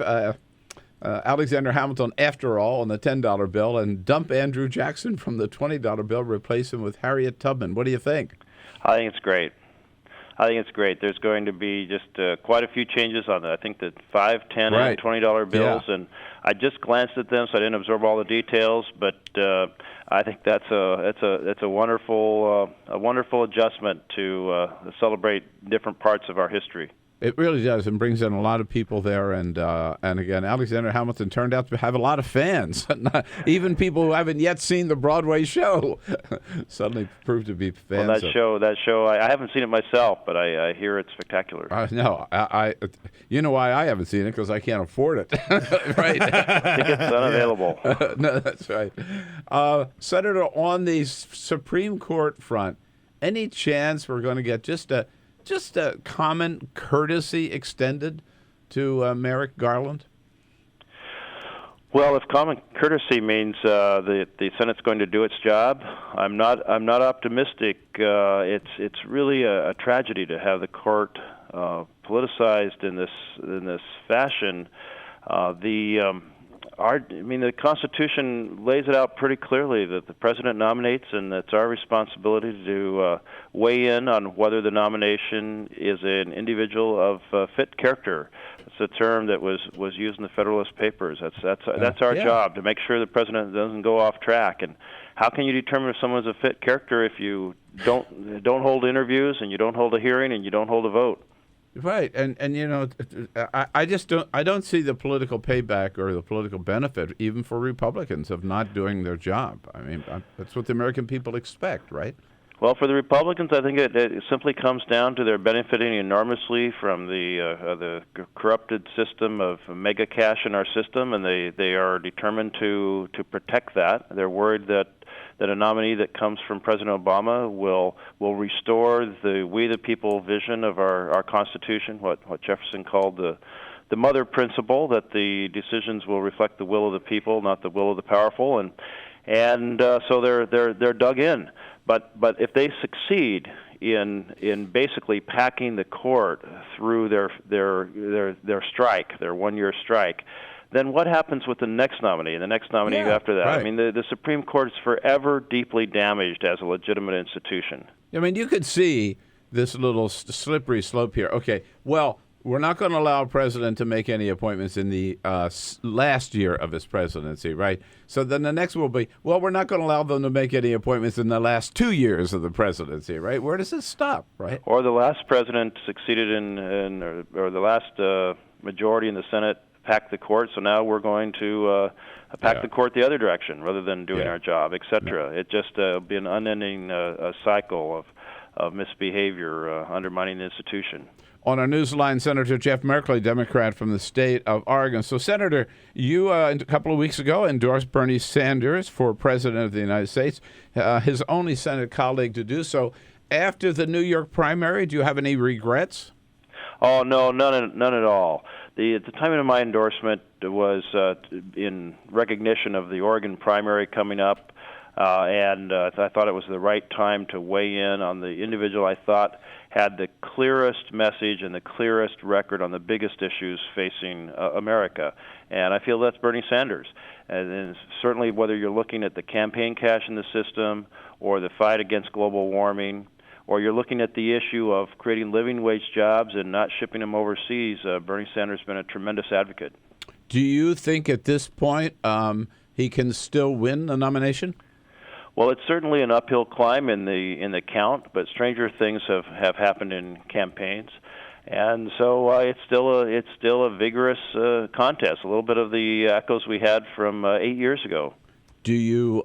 So you would not be one of those who think, okay, Bernie, you gave it your best shot. You didn't make it. It's time to bow out and let Hillary focus on the general election? No, absolutely not. This is a dialogue that's very invigorating to the Democratic Party. It's forcing us to think about these big issues and the type of aggressive actions that are necessary to take them on. Just let me take, for example, global warming. We can talk about things like more efficient insulation for buildings and cars with better mileage, but that doesn't get to the scope of the problem. The scope of the problem is that for us to save this planet, we have to keep 80% of the already identified and proven reserves of fossil fuels in the ground. Mm-hmm. Well, how are we going to do that? That's going to take enormous, vigorous leadership. And I was very pleased that Bernie Sanders signed on to my Keep It in the Ground bill, which basically says that the oil and the gas that you and I own, and the coal that you and I own, because we own a lot as citizens, we're going to keep it in the ground. We're going to do any more new leases that authorize extraction 20, 30, even 40 or 50 years into the future. If we're not going to leave our fossil fuels, citizen-owned fossil fuels in the ground, how can we ask any private company to accept measures that will slow down and end the extraction? So that's anyway. That's where I feel like we need more than just kind of nice words and thoughts about general direction. We need vigorous leadership. I was struck in the last debate in Brooklyn when speaking about climate change. Bernie really got passionate, comparing it to basically to a war on an enemy, right? Making war on the United States. And he said if that were happening, we would really respond, and we know how to do it. Well, that's what this is. You know, we ought to put it on that level of urgency. That's I hadn't heard anybody right. else speak to. We should view this like the classic sci-fi thriller where a meteorite is about to crash into the earth and destroy it, and we gather all our forces together in partnership with the whole world, and that's what we have to do. And it's going to take a tremendous amount of adjustment very, very quickly. And that is a huge challenge. So what does that say about fracking, Senator? Well, I think fracking is a significant challenge in a number of ways. The first is there's a lot of methane that is leaking. People refer to it as fugitive methane. You kind of have the picture of somebody escaping prison or something. Yeah. But in this case, it's the methane escaping the pipes, and it's a very potent global warming gas, much more potent than carbon dioxide is. And a tremendous amount of it has been escaping from the fracking gas extraction process. Furthermore, we have the challenge of the fracking resulting in methane contaminating water tables, and that's another significant issue. And furthermore, this extraction is exempted from the Clean Water Act, and that exemption, I think it happened in 2006. It was before I came to the Senate. That is egregious. So people they pump down these secret solutions of stuff to try to keep the cracks open after the explosions are detonated, and we don't even know what this secret sauce is they're pumping into our publicly owned ground. So we absolutely should close that loophole and have full disclosure on what's being pumped into the ground. And ban fracking, or just put conditions on it? Well, I wouldn't go so far as to say ban fracking. That's way out of reach politically, but we ought to immediately constrain the leaking methane and the secret sauce, and I'd like to see it banned on public land. Privately owned mineral rights might be a much more difficult reach. And back to the political front for just a second, Senator. Do you have any doubts, any concerns that after this primary, which, by the way, I believe has been a very healthy primary, like you, I believe that, do you have any doubts the party will be able to pull together and unite in November? The party has to come together, and here again, let's look at the model from 8 years ago. By the way, Bernie lost New York by smaller percentage than did Barack Obama. Yep, exactly. So don't read too much into that one campaign. There's many more primaries here to come, and but what we did see is that in June, after the count was complete, the primaries were complete. I think it was June 8th, 8 years ago, that Hillary reached out and said it's time to come together. Well, we're going to have that happen again, from both the person who is leading, be that Bernie or Hillary, and the person who is behind, because we have to go with locked arms into the convention and into the November election. Yeah, absolutely. Okay. Hey, Senator, so good to visit with you. Look forward to seeing you back in studio one of these days soon. And thanks for all your great work and leadership on so many issues. Thank you so much. Thanks, Senator. Senator Jeff Merkley from Oregon, great leader, progressive leader in the United States Senate. Follow us on Twitter @BP Show. This is The Bill Press Show.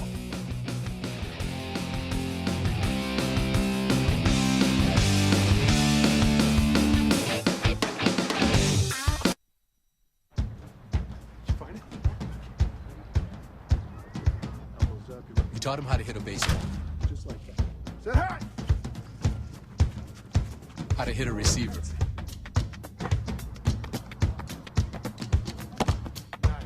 The strike zone. The net. You taught him how to hit the upper corner.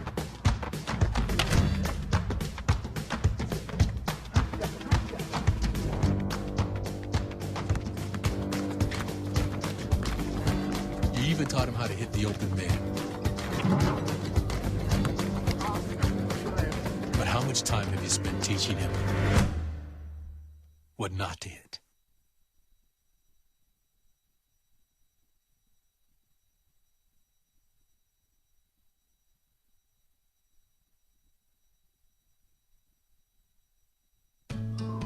You wouldn't let money just blow out of your house. So when your AC or heater is on, make sure the doors, windows, and fireplace flue are shut tight. If you're headed out, turn down the AC or lower the heat by 10 degrees. And always keep your water heater set at 120. A little bit of common sense goes a long way. Get more great tips at energysaver.gov. So, I'm kind of new here, but I've noticed a trend. My human does this funny thing where she goes around and gets all my toys, and then she hides them in that basket by the door. But it's always the same basket, and it's always in the same place. And then she acts so surprised when I find them, but, she's putting them in the same basket. Again. It's like, hello, that's where you put it last time. You were the worst at hide and go seek. I grew up in the housing projects of Cleveland. I didn't even know that life could be any better than it was. Education for me has been a way to get away from the agony of what was normal life. I want to be able to impact the community, not just look back on where I came from, but to reach back to where I came from and pull some people up with me. My name is David, and I am your dividend.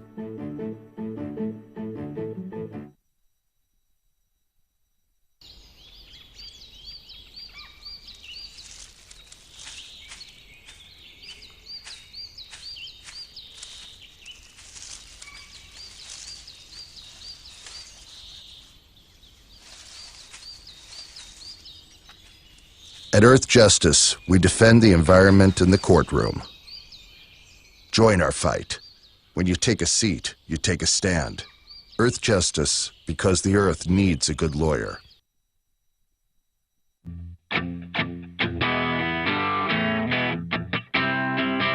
Streaming live video right now at youtube.com/TawkrTV. That's TAWKR-TV. This is The Bill Press Show. Here we go now, 11 minutes before the top of the hour. At the top of the next hour, we're going to be joined here in studio by the president of the American Federation of Government Employees, President J. David Cox, in studio with us. Looking forward to talking with him about some of the big issues affecting labor unions today, particularly those brave men and women of the AFGE who keep this great government running. Just follow up a little bit on the interview we just had with Senator Jeff Merkley, and I asked him about this question about whether the Democratic Party will be united in November, because there's a lot of garbage being thrown out there today. Hillary Clinton's chief strategist the other day referred to Bernie Sanders as the next Ralph Nader, which is just totally untrue and unfair. I mean, Bernie, unlike Ralph Nader, is running as a Democrat. Unlike Ralph Nader, Bernie has told me, and he's told the public, that his primary goal is to have a Democrat as the next president of the United States, succeeding Barack Obama. He hopes it's him, but if not him, he certainly wants it to be Hillary. He's not going to. He has pledged he will do nothing at all in any way to jeopardize the chances of Democrats winning back the White House. Again, unlike Ralph Nader. And so a lot of people are saying right now, Bernie, okay, if he keeps going, but he can't in any way say anything critical about Hillary Clinton because that is that Republicans will use that in the general against her. And so therefore, he's just got to stop criticizing Hillary in any way whatsoever, which is just total nonsense. Look, first of all, I'm surprised that anybody with any intelligence would even repeat that. But a lot of people in the media are using it today. You know what? We hear that in every election. If I was a candidate, and I remember, if I criticize my opponent, that's what they always come back. Don't say that, because then the other side can use that against us in the general. Every election for school board or city council or president, they say that, and it's just nonsense. It never proves true. Primaries are all about choosing the person who's going to represent the party for that particular office. And the other thing is, this has been a very healthy primary. It's been good for the party. It's been good for Hillary. It's been good for Bernie. It gets people excited. And I think we should be celebrating this primary. And sure, there are differences between the candidates. So it's very fair for Hillary to say, Bernie's bad on guns. He's not good on this gun issue. It's very fair for her to say, look, he's got great ideas, but maybe he doesn't know how to carry them out. Maybe it is pie in the sky. It's very fair for her to say he's promising stuff he can't deliver. And it's fair for Bernie to say, well, she's got a lot of experience, but look at her judgment on Iraq and Libya. Were they really the right things to do? It's fair for him to say she was a very good senator from New York, but is she too cozy with Wall Street? These are legitimate issues, differences on issues, I might add, which are very fair to talk about. So all of this talk, either that, Bernie's got to get out, or Bernie's got to stop in any way criticizing Hillary, or that this primary is in some way damaging to the party, that's total nonsense, in my humble opinion. It's been a good, healthy primary, and let it continue until every citizen in every state has a right to vote. And then we will all come together, just like Hillary Clinton and Barack Obama came together in 2008. And as Senator Jeff Merkley pointed out, and if we remember that, the differences between Hillary Clinton and Barack Obama in 2008 were a lot wider and a lot more pointed and a lot more tense than they have been between Bernie Sanders and Hillary Clinton. So I say let's celebrate this primary, not regret it. Take a quick break. We'll come back and tell you President Obama, while wrapping things up in Saudi Arabia and heading to the UK. And again, President J. David Cox coming up top of the next hour. Can't catch the entire show? Listen to BP in 3, where we turn 3 hours into 3 minutes. Find it every day at BP Show on Twitter or at BillPressShow.com.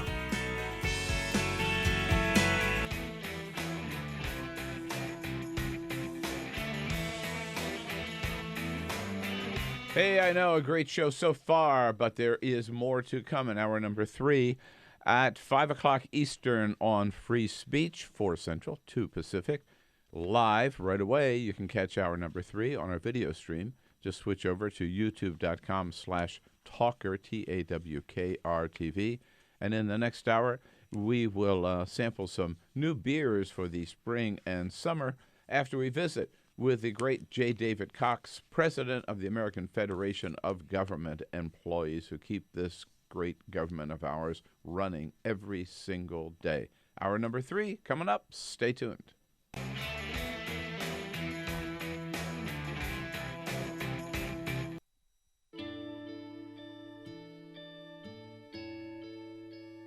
Calls me googly eyes. You know you're beautiful, right? You know that? Even you are beautiful. I got bullied for wearing glasses. Share if you're against bullying. We put it out there, just took off. 3 million people have shared this post. Don't let bullies get you down. I stand with you. Our whole family's wearing glasses. I wear glasses and I'm proud. I even have the army on my team. All the kind comments brought my child joy. I don't feel thank you is enough. Next.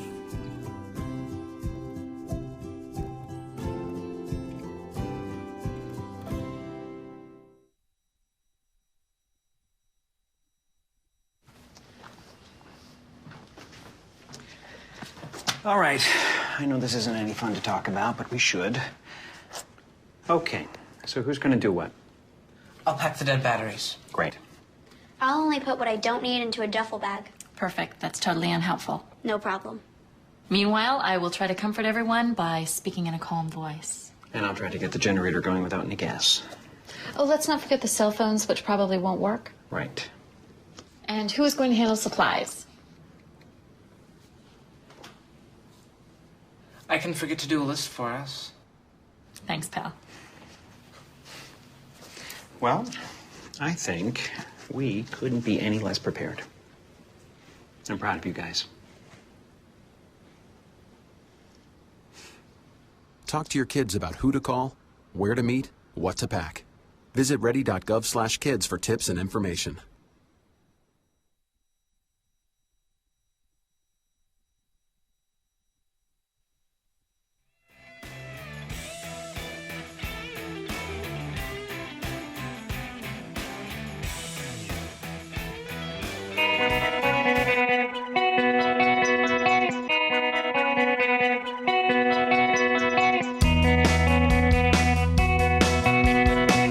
This is the Bill Press Show.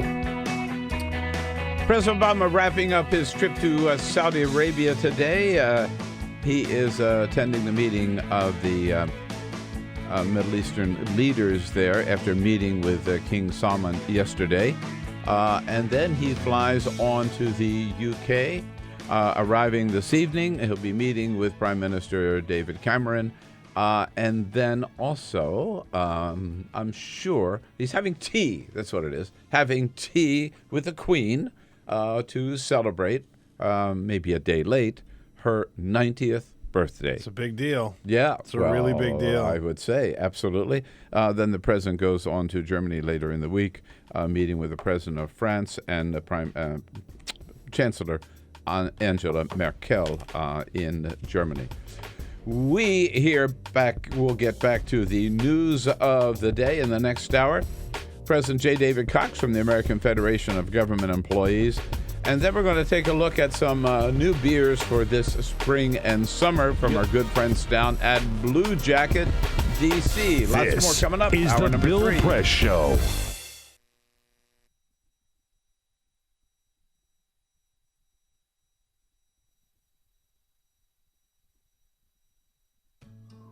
You wouldn't let money just blow out of your house. So when your AC or heater is on, make sure the doors, windows, and fireplace flue are shut tight. If you're headed out, turn down the AC or lower the heat by 10 degrees. And always keep your water heater set at 120. A little bit of common sense goes a long way. Get more great tips at energysaver.gov. So, I'm kind of new here, but I've noticed a trend.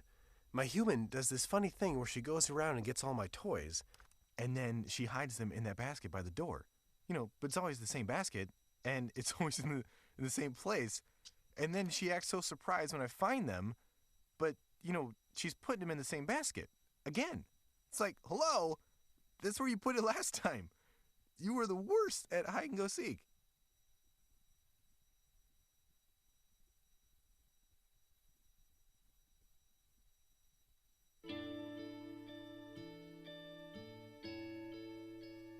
Calls me googly eyes. You know you're beautiful, right? You know that? Even you are beautiful. I got bullied for wearing glasses. Share if you're against bullying. We put it out there, just took off. 3 million people have shared this post. Don't let bullies get you down. I stand with you. The whole family's wearing glasses. I wear glasses and I'm proud. I even have the army on my team. All the kind comments brought my child joy. I don't feel thank you is enough. Thanks.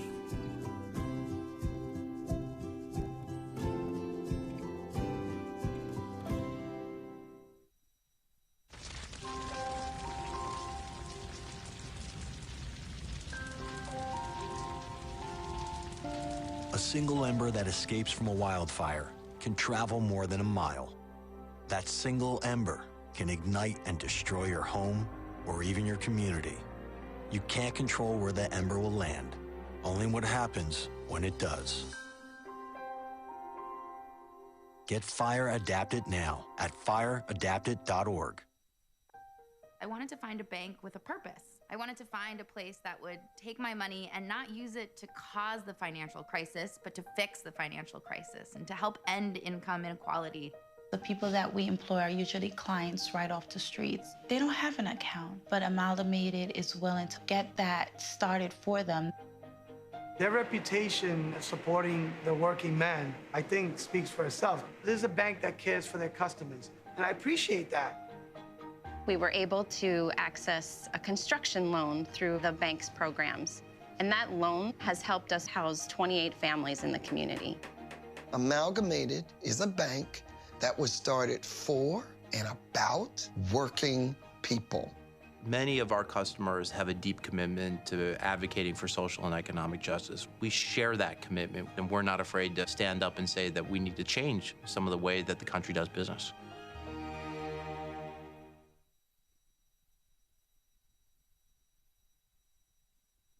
I grew up in the housing projects of Cleveland. I didn't even know that life could be any better than it was. Education for me has been a way to get away from the agony of what was normal life. I want to be able to impact the community, not just look back on where I came from, but to reach back to where I came from and pull some people up with me. My name is David, and I am your dividend.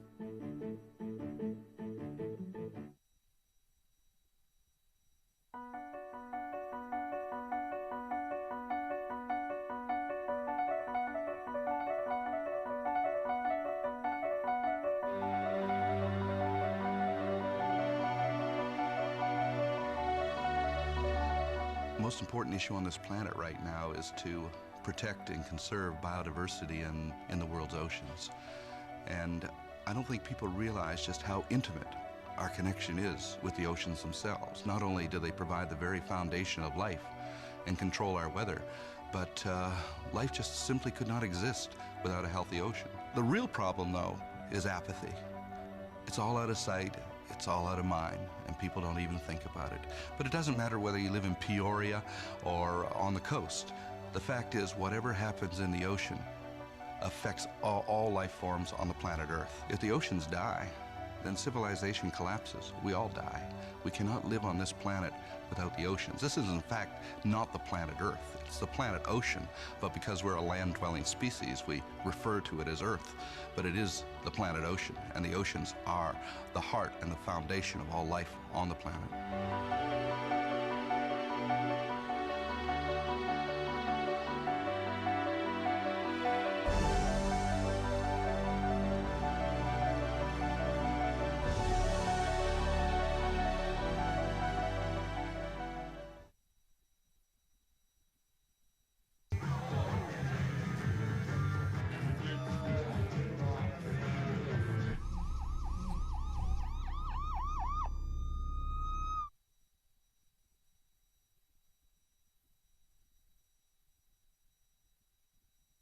It's on us to stop sexual assault.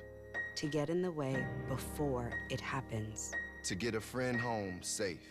And to not blame the victim. It's on us. To look out for each other. To not look the other way. It's on us to stand up. To step in. To take responsibility. It's on us, all of us, to stop sexual assault. Learn how and take the pledge at itsonus.org.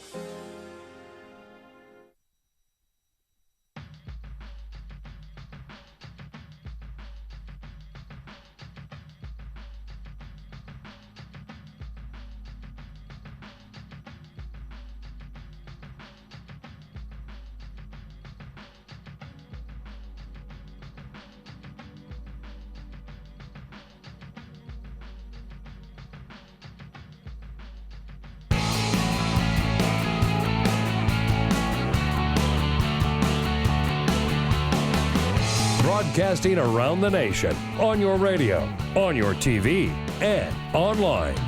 This is the Bill Press Show. Here we go, 88 days until the Republican convention in Cleveland. 88 days before the next Civil War. Yes, but this Civil War is going to be limited to the Republican Party, and we can't wait, and we are going to be there broadcasting live from Cleveland, as well as broadcasting the United Front from Philadelphia just a week later. Hello, everybody. It is Thursday, April 21. So good to see you today. Thank you for joining us, the Bill Press Show. Here we are in our nation's capital, our studio in Capitol Hill. We're looking at you on Free Speech TV nationwide. We are sitting right alongside of you on your radio and your local progressive talk radio station nationwide as well. Thank you for joining us for our wrap-up of the news of the day. And we look forward to hearing from you about what it all means. 866-55-PRESS is our toll-free number. Use it to give us a call and sound off. Or send us your comments on Twitter at BP Show or on Facebook at facebook.com/Bill Press Show. Peter Ogburn and Jamie Benson, team leaders here again this morning. Yes, indeed. Ray Rogers escaped. I don't know what happened to her, but she got out of here. So we brought in Javon Paris to screen calls today.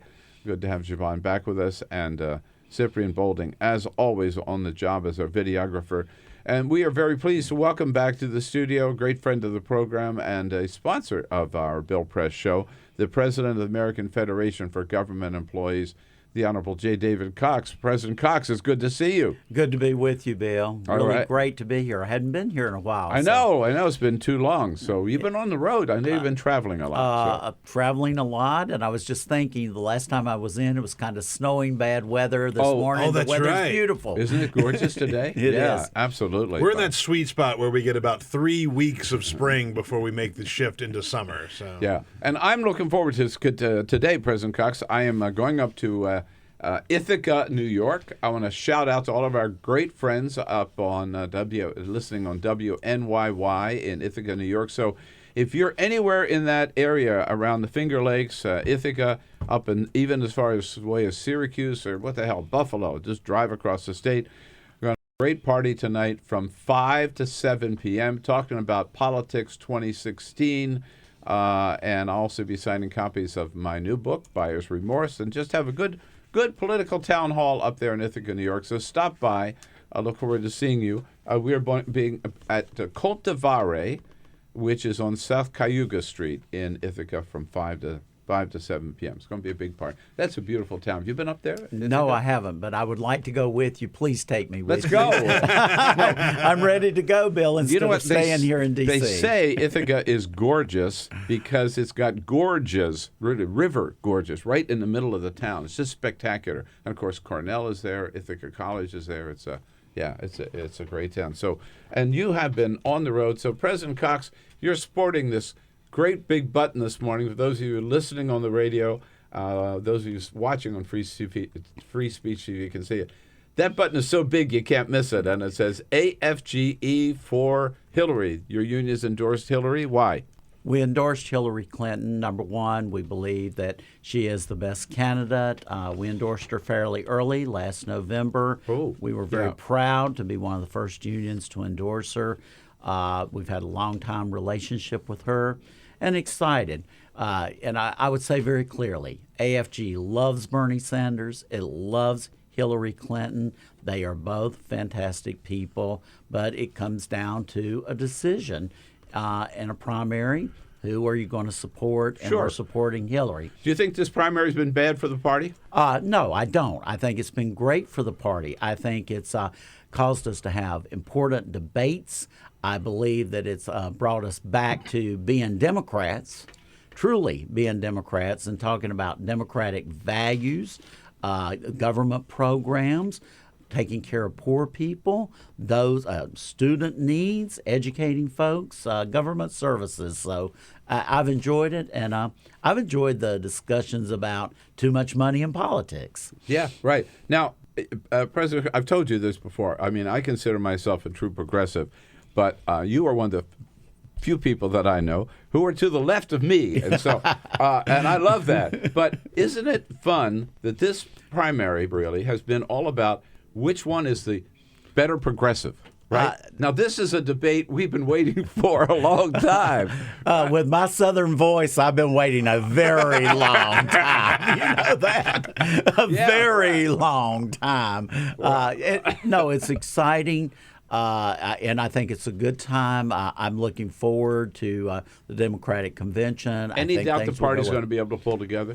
No doubt. In my mind, I think the party is going to pull together and is going to do the right thing. You are going to see the excitement. I look back 8 years ago. People thought the Democratic Party was going to just get into a big battle with Barack Obama and Hillary Clinton. No, they joined together. They did the right thing.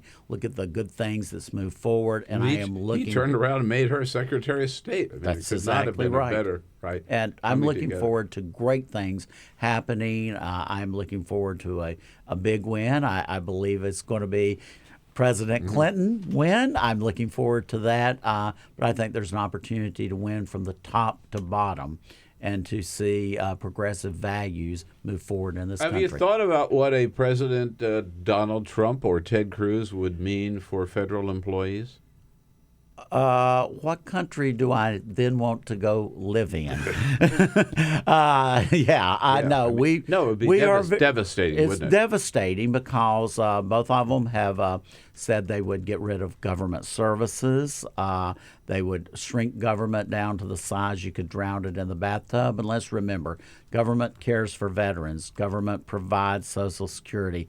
Government provides education. Government keeps the air clean, inspects the food, keeps us safe at the airport, protects our borders. Let's go on and on and on about the good things government does. Their values are not the values that I share, people in my union share, nor do I believe the majority of the American people. Yeah, I mean, devastating not just for federal employees, devastating for all working men and women, and devastating for the American economy. Clearly. I mean, Mr. Trump seems to not value women, minorities.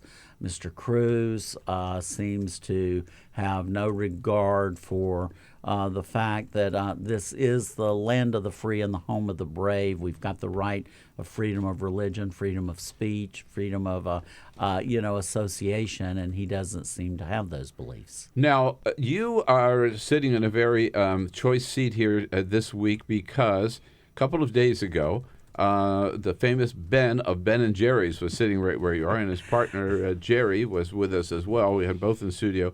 This was Monday morning. They left here, went to the steps of the U.S. Capitol for the Democracy Awakening, a protest, and were arrested and marched off to jail. And I learned this morning you were too. Yes, sir, I was. What proud company. Congratulations. I don't normally tell people congratulations on getting arrested, but this is a good one. And the Reverend William Barber, it was... Dr. Barber is one of my best buds from North Carolina. Dr. Barber made the march from Union Station all the way over to the Capitol and up the steps of the Capitol. And Cornell Brooks, president of the NAACP, Tafari Gabbray, executive vice president of the AFL-CIO, our brand new president of CWA was there, over 400 people. It was an honor to be arrested, standing up for democracy, for voting rights, for the fact that every vote should count and that it should be one person,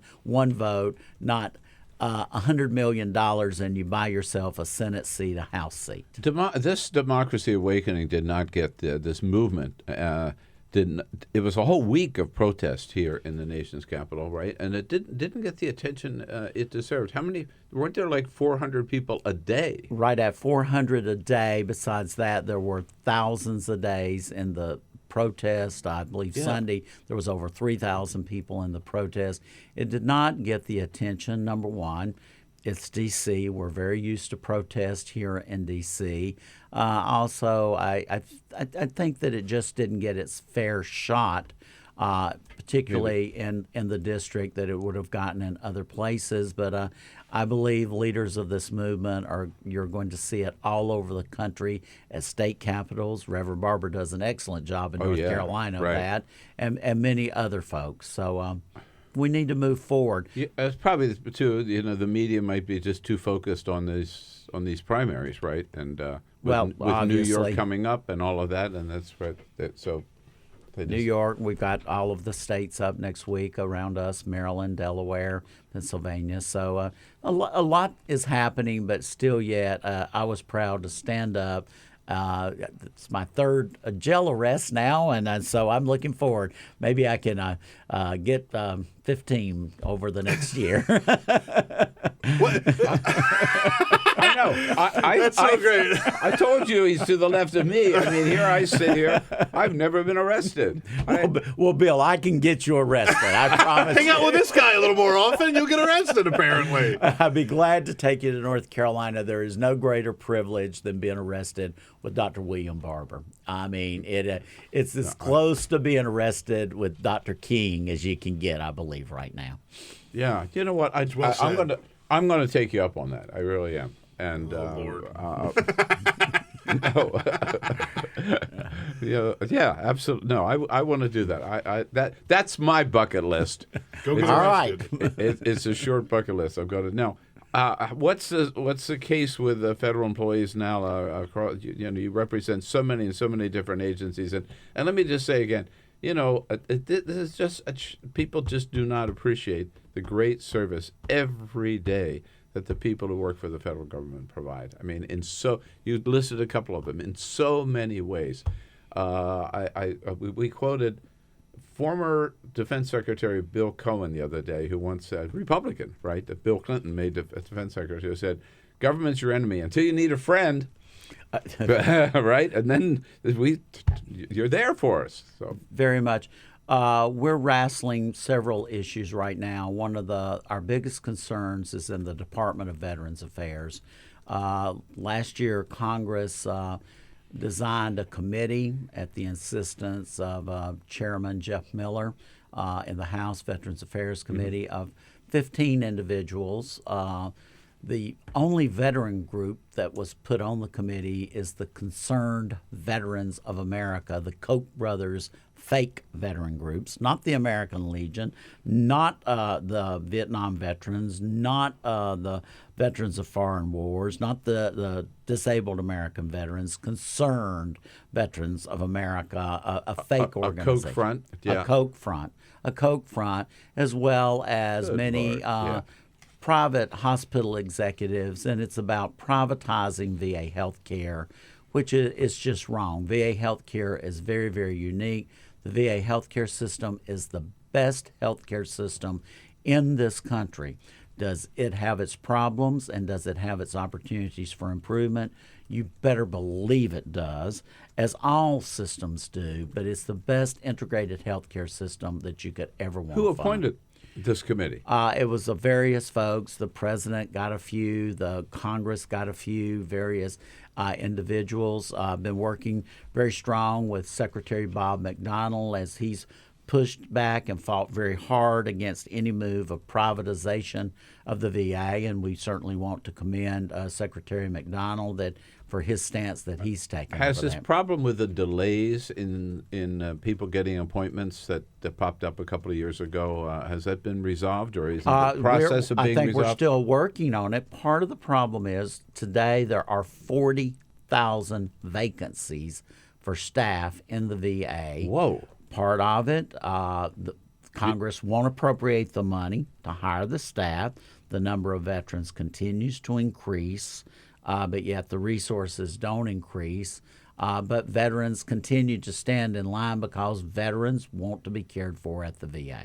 But so these are 40,000 medical professionals, nurses, doctors, or nurses, doctors, technicians, of the full gambit across the board of staff. I mean, if you have a physician, you got to have a nurse, you got to have a clerk, you still have to have a housekeeper to keep the environment clean, the engineering people to keep the air conditioning. It just all works together. I mean, it's. I mean, from what I hear, you hear about those problems. At the same time, the people that I've talked to say that the best care people can get, that veterans certainly can get today, is in the VA system. It is the best care. It's the absolute best care. I've heard this term recently. The VA is broken. There is nothing that is further from the truth and the VA is broken. The VA is not broken. The VA is a great healthcare institution. Veterans themselves proclaim it, and we have to push back hard over this privatization. It's nothing more than a way to rip off the taxpayers, push the veterans to the back of the line, and to not care for the men and women who have served this country. Oh, yeah. Privatization of the VA makes as much sense as privatization of Social Security, right? You better believe it. Yeah, you get one government system that really, really works, right? God knows there are some problems with some agencies, but the Social Security certainly works, the VA certainly works, and what they want to do is privatize it. Right. Yeah. And another fallout that we're experiencing as this move for privatization is the attack upon due process rights of the employees that work for the VA.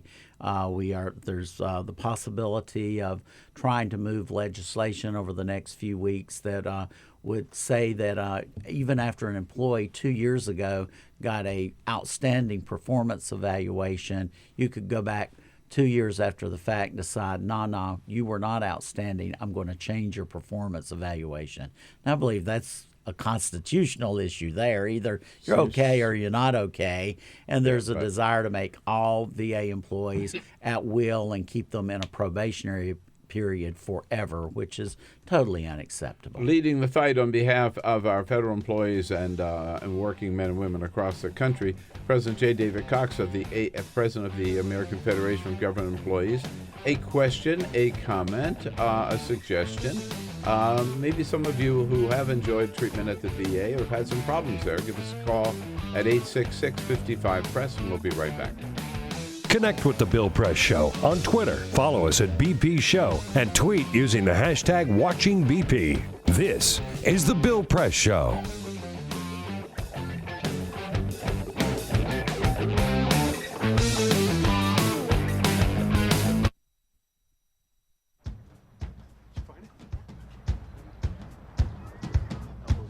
You taught him how to hit a baseball. Just like that. Say hi! How to hit a receiver.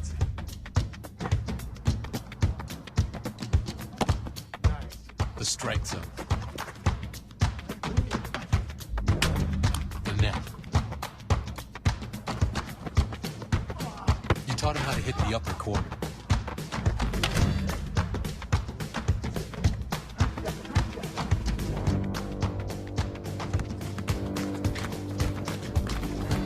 You even taught him how to hit the open man. But how much time have you spent teaching him what not to hit?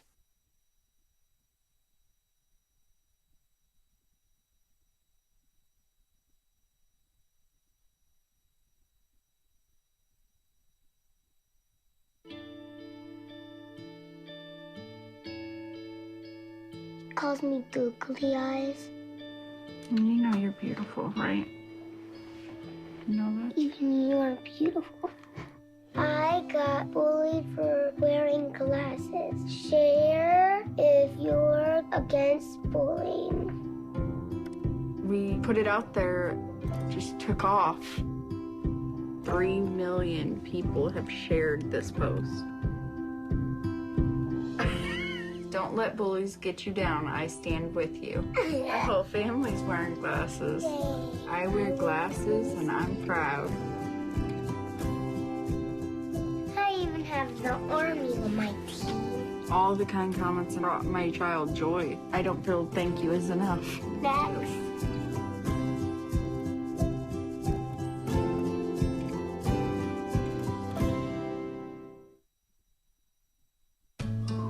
You wouldn't let money just blow out of your house. So when your AC or heater is on, make sure the doors, windows, and fireplace flue are shut tight. If you're headed out, turn down the AC or lower the heat by 10 degrees. And always keep your water heater set at 120. A little bit of common sense goes a long way. Get more great tips at energysaver.gov. So, I'm kind of new here, but I've noticed a trend. My human does this funny thing where she goes around and gets all my toys, and then she hides them in that basket by the door. But it's always the same basket, and it's always in the same place. And then she acts so surprised when I find them, but, she's putting them in the same basket again. It's like, hello, that's where you put it last time. You were the worst at hide and go seek. I grew up in the housing projects of Cleveland. I didn't even know that life could be any better than it was. Education for me has been a way to get away from the agony of what was normal life. I want to be able to impact the community, not just look back on where I came from, but to reach back to where I came from and pull some people up with me. My name is David, and I am your dividend.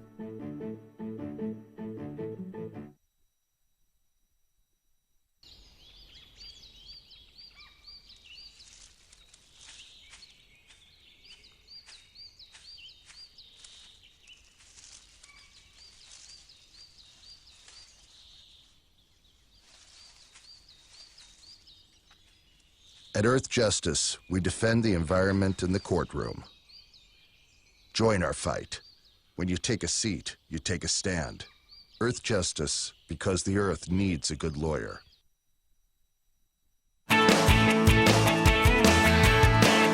This is the Bill Press Show. 27 minutes after the hour. President J. David Cox with us from the AFGE. We'll bring in our friends from Blue Jacket Beer at the half hour. President Cox, it's going to go downhill after this. You're happy to stay around. I do have to ask you, there's so much on the line in this election, and we always say every election is the most important. Just about 30 seconds, but is the union movement, the organized labor, really prepared to go all out here in November? There's no question we're prepared to go out. It's not just the presidency of the United States. It's the Supreme Court. It's the Senate. It's the House of Representatives. It's all down ballot races. I believe there is a chance to change the dynamics of this country. Do you realize progressives have not been in control of the Supreme Court since 1971, and you and I were both young men then. 1971. So there's a chance here. The greatest opportunity. Labor is going to be out in full force with all our people, with all our resources. You go do it. President Cox, thanks for coming in. Thank you. Is the Bill Press Show.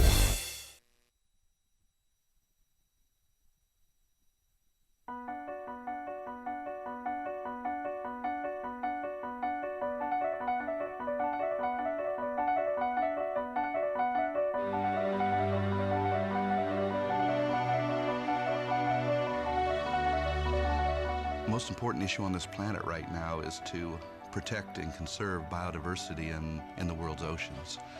And I don't think people realize just how intimate our connection is with the oceans themselves. Not only do they provide the very foundation of life and control our weather, but life just simply could not exist without a healthy ocean. The real problem, though, is apathy. It's all out of sight. It's all out of mind, and people don't even think about it. But it doesn't matter whether you live in Peoria or on the coast. The fact is, whatever happens in the ocean affects all life forms on the planet Earth. If the oceans die, then civilization collapses. We all die. We cannot live on this planet without the oceans. This is, in fact, not the planet Earth. It's the planet ocean, but because we're a land-dwelling species, we refer to it as Earth. But it is the planet ocean, and the oceans are the heart and the foundation of all life on the planet.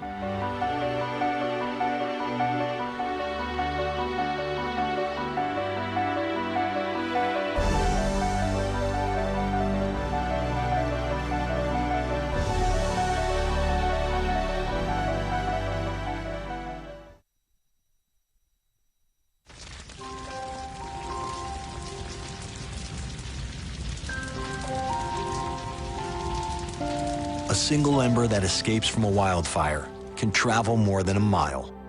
That single ember can ignite and destroy your home or even your community. You can't control where that ember will land, only what happens when it does. Get Fire Adapted now at fireadapted.org. Columbine, Virginia Tech, Tucson, Aurora, Fort Hood. Oak Creek. Newtown. Newtown. Newtown. Newtown. How many more? How many more? How many more colleges? How many more classrooms? How many more movie theaters? How many more houses of faith? How many more shopping malls? How many more street corners? How many more? How many more? Enough. Enough. Enough. Enough. Demand a plan. Right now. As a mom. As a dad. As a friend. As a husband. As a wife. As an American. As an American. As an American. As a human being. For the children of Sandy Hook. Demand a plan. No more lists of names. It's not too soon. It's too late. Now is the time. Before we all know someone who loved someone on that list. No more lists. No more. Who they might have been. No more. If we had just done something yesterday. It's time. We can do better than this. We can do better than this. It's time. It's time. It's time for our leaders to act. Demand a plan. Right now. Right now. You! Demand it! Enough. Enough. Enough. Enough.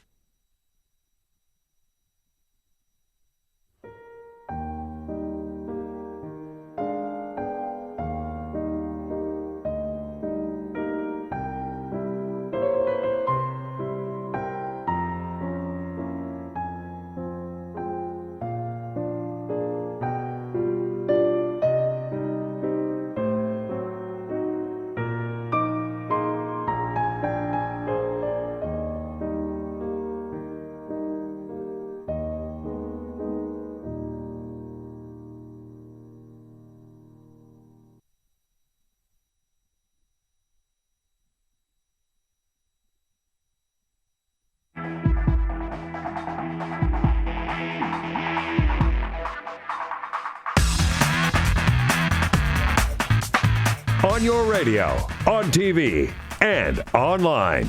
This is The Bill Press Show.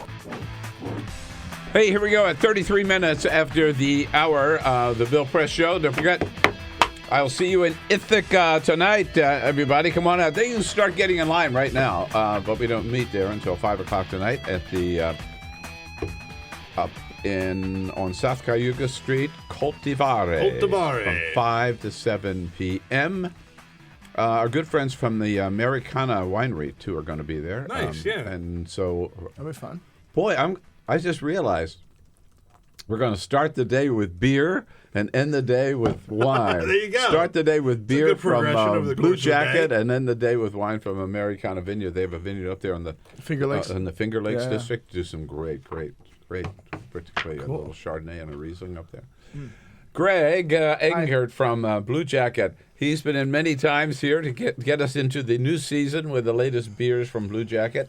And you also have what's Church Key, of course. Church up Key, there. yeah. Birch and Barley. Uh-huh. And Sovereign. Sovereign's the new one. Yeah, and actually that colored my selection for today. Oh, it the did? Sovereign. Yeah. Is that in honor of Queen Elizabeth's 90th birthday? Sure. No, it's actually, but not far off. It's a Belgian place that we did over in Georgetown. So it's our newest place. It's devoted to Belgian cuisine, Belgian culture, Belgian drinks and beers and gin, Genevers. It is awesome. Really cool place. Well, first of all, it's good to see you. You Welcome too. back. So I have to tell you, I was walking out of CNN the other night at 2 a.m. in the morning, I might add. So this was yesterday morning. Walking out with two of the colleagues who had been on the air with me. Mm-hmm. And one of them was saying about how they'd love to have a beer right about now, a good Belgian beer. And so I said, well, it's too late right now. But I kid you not, and said, but where you ought to go as soon as you can is to Sovereign in Georgetown. Really? There you go, nice. And I said, Sovereign, I haven't heard of that. And he said, oh, no, this place is phenomenal. It's got all these Belgian beers, and it's just... I didn't realize that was your place. Yeah, this is your guy. Seriously, I just heard them, serendipity, huh? No, I just heard them talking You about should it. fill him in on what's going on. Yeah, right. Yeah, right. if I know. That's crazy. Hey, I know that guy. Or maybe like tune in tomorrow morning. Yeah, right. That's awesome. So that's really great cool. to hear. So the word's getting out. Yeah, it is. It's great. It's cool to be in Georgetown. And Peter Ogburn is still here because you couldn't kick me out for this. If you talk like alcohol or pot, Let's see. Peter, We he's ate right ice there. cream with Ben and Jerry this week. Right. We talked 420 with the founder of Normal, and We now did. we're talking beer with. Let's be honest. We did more than talk. We got a little high with the founder of Normal yesterday. Than talk marijuana yesterday. Yeah.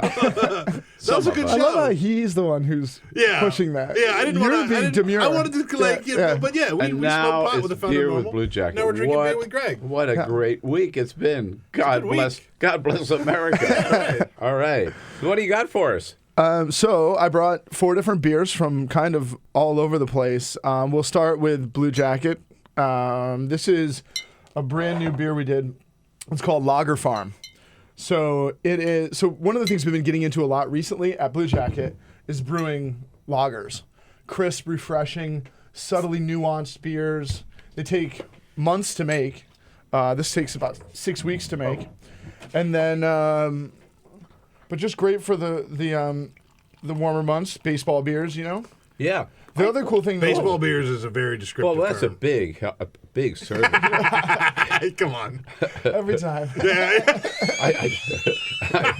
I do have. I just look forward to it. I'm like, should I go a little low? No, I'll go high. See how he reacts. There you go, Peter. Thanks, buddy. I do have to fly to Ithaca today, and I was What better going to place to take take a- It's gonna I be was beautiful. going to take a plane. Oh man. All right, okay. So Lager Farm, and one of the things that we love most about this beer is that it's not fermented just with lager yeast.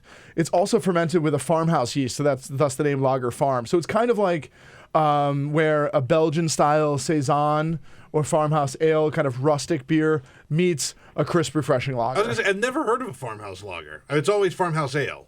It's probably going to be like the next big thing. Did I see? think- Yeah, I can totally. Yeah, it's a mix of styles. It's cool. It's kind of a blend. There he does it. The only man I know who sticks his nose in a glass of beer before he drinks it. But it's important. You do I too know. now. Yeah. Now I do. That's right. really good. Yeah, isn't that good? Yeah. That's really, really good. So it's got a kind of it still has that clean round lager character, but there's a little bit of a spicy, almost like peppery, clovey quality, and that comes from the farmhouse yeast that we use as well to ferment the beer. All German hops. It's just the work and the science and art that goes into these beers just blows me away. I mean, you are always at it. Oh yeah, creating never new stopping. Yeah, beers, totally. right. I know it's really been a fun thing. But do some of the lines that you've had like drop off and then replaced by new ones, or you Absolutely. just keep adding all the No? time? Really? But I would say that now we are kind of focusing more on rebrewing and tweaking. So this is actually the second time we've brewed this beer. And it's even better than the first time. So we find as much enjoyment kind of tweaking slightly and rebrewing beers that we love as we do with, starting fresh with something totally Do you have like new. a whole group of testers or tasters or whatever? Yeah, well, or I mean, is it just you? No, yeah, it's just me. I sit on my throne and they bring me the beer. No, so first off, we have an amazing brewing team at Blue Jacket. Josh Chapman's our head brewer, and his team, they're the guys who are putting all these things together every day. And so we're constantly tasting, doing sensory analysis. But frankly, I mean, our guests are our biggest feedback group. Oh, and yeah. it's cool because we didn't go into this project being like, we want to brew. Like, we knew we wanted to brew, generally, but we didn't force anything down people's throats. We said, we offered some things up, we get feedback, we tweak, and it's been a really cool organic process that, we take our guests' palates very seriously. Yeah. It's so, I mean, look, I grew up in Delaware, right, in a family where the only thing anybody ever drank was beer. I mean, wine was not heard of, right? Or maybe some heavy alcohols or spirits if they Right, yeah. or a great big Fortified party wine. or something. Yeah, but yeah, otherwise, yeah. it's beer. Which beers were But the... let me just say, but that's sort of my point was, and the beer, it just meant buying Bud, right? I mean, it was just, there was no It was thought beer. It was to a generic term. Yeah. It No wasn't thought to stylistic. No, nothing kind of creative about it at all, right? It was And now there's over 4,200 breweries in the U.S., which is the most ever. It's so changed, right? Yeah. It's just But think about exploded. this too. It's cool. It's not just incredible. beer. It's like 5-10 years ago, people didn't care which coffee beans they were. That's right. You know what I mean? So there's just been point. this really cool explosion in people caring about what they eat. It's an and information drink thing, and I think tons of information available on everything and people making great choices and actually having the opportunity to make those choices. Yeah. Now, have you thought about expanding outside of the Washington, D.C. area? With Blue Jacket? Yeah. Yeah, so right now, we actually do events. I actually just got back from London. Pretzel? I did. I'm good, actually. I'm good, thanks. Okay. I don't want to get in the way. I'm sorry. I prefer to drink my breakfast. Yeah, I know. But no, we just got back from London. We poured some beers in London with Blue Jacket. So we were doing a lot of like festivals and events. We did one in New Orleans to kick off Mardi Gras. We've been out to Los Angeles. We've down to Florida. So we're doing we're like hot spotting these little events, but nothing with any kind of consistent distribution at the time. We like to just focus on DC, focus on that space, and make people, like make it special when you come to DC, when you come to Blue Jacket. That's when you get that stuff. Plus, honestly, now that baseball started, we're just like keeping up. We're treading water because it gets crazy down there. I just didn't know whether you wanted to be the next Five Guys. Yeah, no, I don't think that's really our style. But yeah. We're a little too hands-on. Well, this is good. Are we going to move up? You ready? Delicious. Yeah. Really, really good.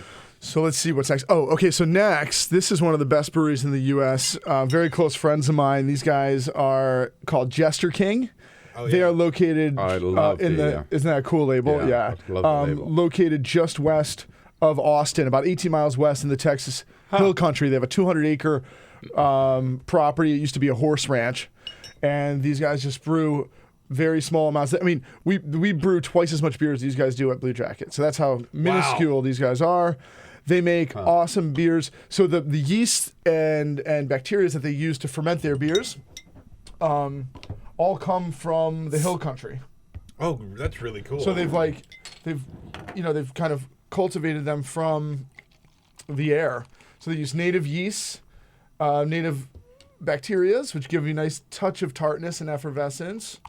But what I love most about this beer is it's called Le Petit Prince, and you could also call it a table beer because it's only 2.9% alcohol.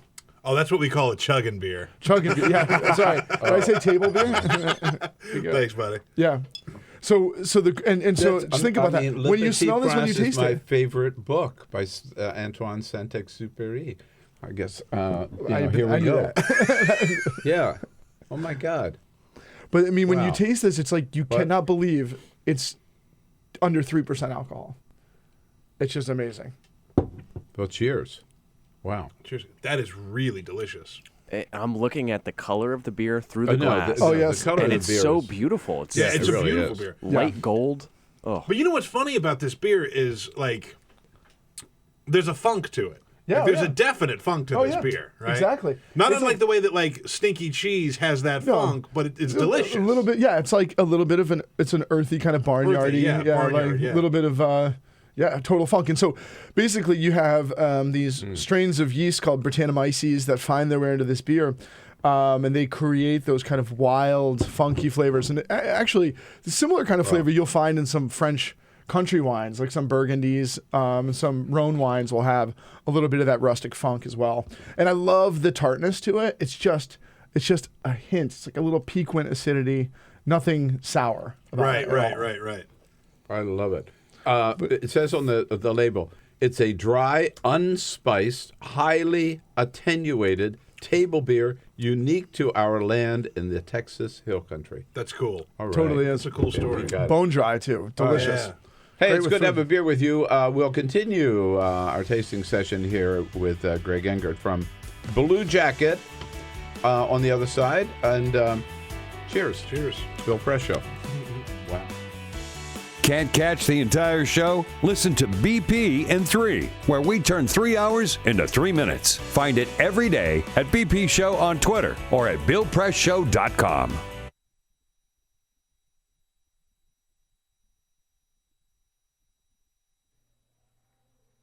It occurred to me tonight, for the first time, that the long-winged insect that over and over again rams its body into the wood of my front door might not know what he's doing.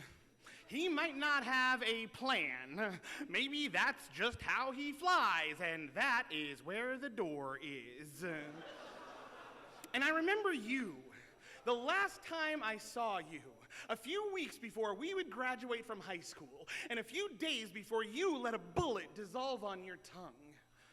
Dancing in a warehouse rave, sweat-drenched and strobe light battered, thrashing your arms back and thrusting them forward. The floor could get so bright and loud, we all slowed down to be more careful, but you kept dancing full sprint tornado, and sometimes you'd spin full weight into a wall and just spread your arms against it and sway back and forth like a lover reunited. This long-winged insect is not trying to get into the house. It doesn't know there is a house. Can't imagine a life beyond that door. All it can see is the light. You and I were both 17 when you died. And ever since then, I have envied you. How you are remembered for towering, unclaimed potential instead of living to look regret in the face. You didn't have to come home 3 weeks later and explain to your little brother why you took too much medicine.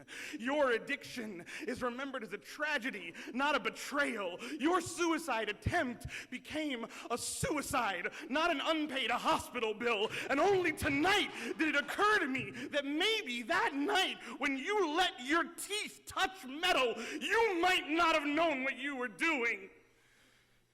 You might not have had a plan.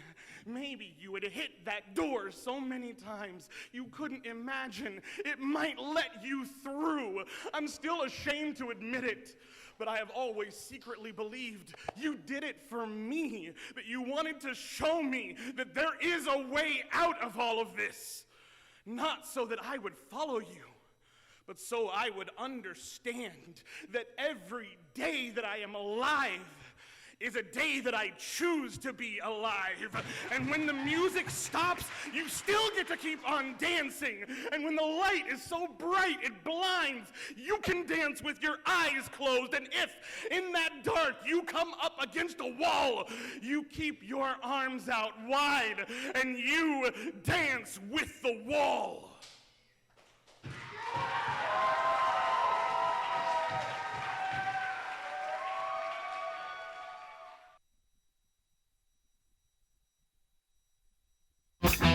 This is the Bill Press Show. Here we go. 12 minutes before. Let me tell you about it. Excuse me. Excuse me. We're on the air here. Yeah, hey. This is live radio. Let's do it. And television. It is the Bill Press Show at 12 minutes before the top of the hour with a drunkard Peter Ogburn and Greg Engert here from Blue Jacket. Great brewery here in Washington, D.C. Also, several great restaurants and, restaurants where you can also get some great craft beers. Oh, yeah. Blue Jacket, Sovereign, the newest one in Georgetown. Also, Church Key on 14th Street with Birch and Barley right up above. And Greg is not only here with a beer today, but with a lot of great swag, including baseball caps, right? And it's going to get on you. Another T-shirt. I don't know if the other one was wearing out yet. Yeah. Nice. Well, it's sort of ratty. Yeah, I wear it at the gym, but that's where you wear ratty shirts, right? Well, anyhow, didn't start ratty. These are good looking. These are good looking. Yeah, they're great. Exactly. Yeah. All right. We have two more to go. Yeah, is here's this the next one. Number three. Tell us what we're drinking. This is from. Thanks, buddy. This is a beer called Blanche de Paradis from Dieu de Ciel. Notice a little French. He knows how to. He knows. Yeah. I know. Yeah. Okay. You like it. This is Blanche du Paradis. Okay. Paradis. Yeah. So this is from Dieu de Ciel, which is a wonderful little craft brewery in Montreal, in Quebec. They've been around since 1998, and they just make amazing beers. Lots of them are Belgian inspired, so we do serve. So like at the Sovereign, we focus on these little tiny Belgian breweries, but also on some of the best breweries that have been inspired by the Belgians. So like these guys make wonderful Belgian style beer. So this is just a classic wit beer. It's brewed with as much wheat as it is barley, which gives it a really kind of great crisp, crackery quality, a little bit of tartness. It's spiced with Curacao orange peel and a little bit of coriander as well. That's really good. Yeah, it's no frills too. It's just a very classic. Oh, I love that. Fruit forward, citric. Isn't that good? Oh, so good. This is the point of the show where I get jealous that you guys are sitting in there and I'm sitting in here. We could have given. We'll save a. Nah, he's fine. You know, it took Peter 10 years to graduate from there. Fair you enough. get there. Fair enough. So You'll this get is there. your apprenticeship. But Well, typically at the end we put them into one and then one cup. Yeah. He just drinks all of blend. them. this is worth a trip to Montreal. Yes. Oh, Or Quebec, absolutely. you say? Montreal. It's Montreal. right downtown. Isn't this good Yeah. though? Oh, this very is like, I mean, it's so good. It is straightforward, but there's also a depth to this. Oh right? yeah, absolutely. There's Yeah. lots of subtlety. There's a lot of nuance. Mm. And it's like, and the greatest thing about a lot of the beers that I brought today, I think, and this is a great way to think about springtime beers or warm weather beers, is if you want, you can stick your nose into it and consider the complexities and everything else, or you can just kind of mindlessly enjoy them and the flavors. It's a great thing. I like all three of these because they're all lighter. That's my, I guess absolutely. you're getting into my taste now, but they're all. I feel like I'm like your private beer sommelier. Yeah, he knows you pretty well. All right, we have time for real quick, for one more. One more. Okay. So this one is probably the most exotic of the four today. It's from Cascade Brewing. We just started being able to get this beer in the D.C. area. Cascade from Washington or Oregon? It's from Oregon. Oregon, yeah. From Portland. Oh, wow. Okay. And these guys make really, really cool That's a barrel-aged beautiful sour color, beers. too. So this one is called Noyau, and it is a sour blonde ale Also aged. French. And a French name, Bill. Yeah. And sour blonde ale aged in Chardonnay barrels for about 2 years, then finished with locally grown raspberries. That gives you that color. God. And apricot Noyau. So Noyau is the kernel within the pit of stone fruits. So you'll see it like cherries and apricots and things like that. And this has a very intense, slightly bitter quality, but an almondy character. So, almond liqueurs are typically made from Noyau. Smell on that. Yeah. Oh, man. Well, seriously, you go into just our local little liquor store here, Hayden's, right? Yeah. And you look at beers today. I mean, it is as even like in there. Yeah, right. Old school places. Which doesn't have a huge selection, but it's as difficult for me choosing a craft beer today as it is like choosing a fine wine. Right? Yeah. I mean, there's so many. And same with spirits now too. We were just talking about that, like the bourbon aisles, like crazy now. Yeah. And it's really it's cool. I mean, that these old school places like Hayden's, which I go there too, has the selection that they do. I mean, you never would have thought it's such a special. Isn't that good? Well, yeah. Isn't that good? That little was it what berry? Raspberry? Raspberry, yeah. Kind of catches you. I really do love fruit forward beers. Oh, me too. Especially when the weather warms up. It's This is the Pinot Noir of beers. Yeah, absolutely is. Yeah, totally. There you go. Well said. And with that, Greg, thank you. You're welcome. Somehow we'll My try pleasure. to work out a parting shot here on the other side. But Blue Jacket, and it's so wonderful. This is support your local craft beers, right? Your That's local right. craft breweries. Yeah. And if you're in Wherever you D.C., are. for God's sake, go to one of these places. It's the best beer Go to place Blue you can go Jacket. to. Try Sovereign too, the latest place. We'll be right back. Thank you, Greg. Thank you.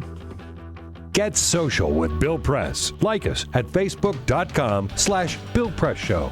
This is The Bill Press Show.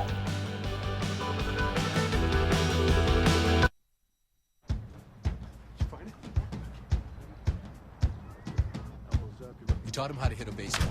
Just like that. How to hit a receiver.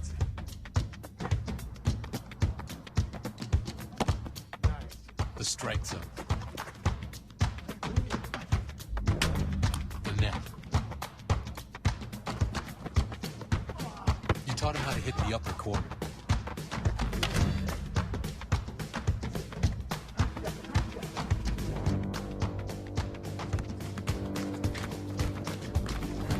You even taught him how to hit the open man. But how much time have you spent teaching him what not to hit?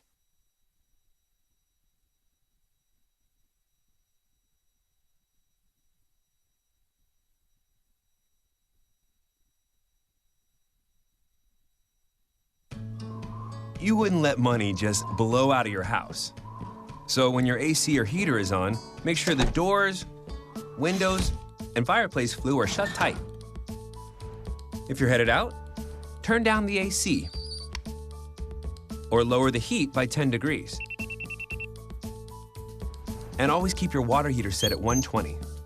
A little bit of common sense goes a long way. Get more great tips at energysaver.gov. So, I'm kind of new here, but I've noticed a trend. My human does this funny thing where she goes around and gets all my toys, and then she hides them in that basket by the door. But it's always the same basket, and it's always in the same place. And then she acts so surprised when I find them, but, she's putting them in the same basket. Again. It's like, hello, that's where you put it last time. You were the worst at hide and go seek. I grew up in the housing projects of Cleveland. I didn't even know that life could be any better than it was. Education for me has been a way to get away from the agony of what was normal life. I want to be able to impact the community, not just look back on where I came from, but to reach back to where I came from and pull some people up with me. My name is David, and I am your dividend.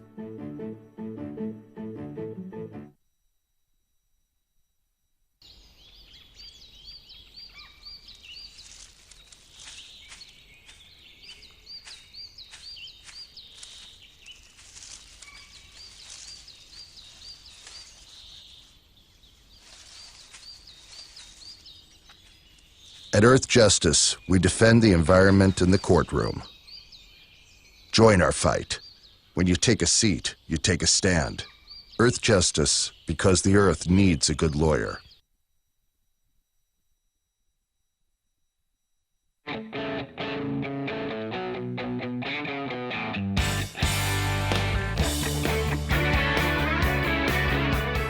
The Parting Shot with Bill Press. This is the Bill Press Show. Just a quick word, because a lot of people are asking the question today, what does Bernie want? I'll tell you what Bernie wants. Bernie wants three things. He wants to win the nomination. He'd like to win the White House.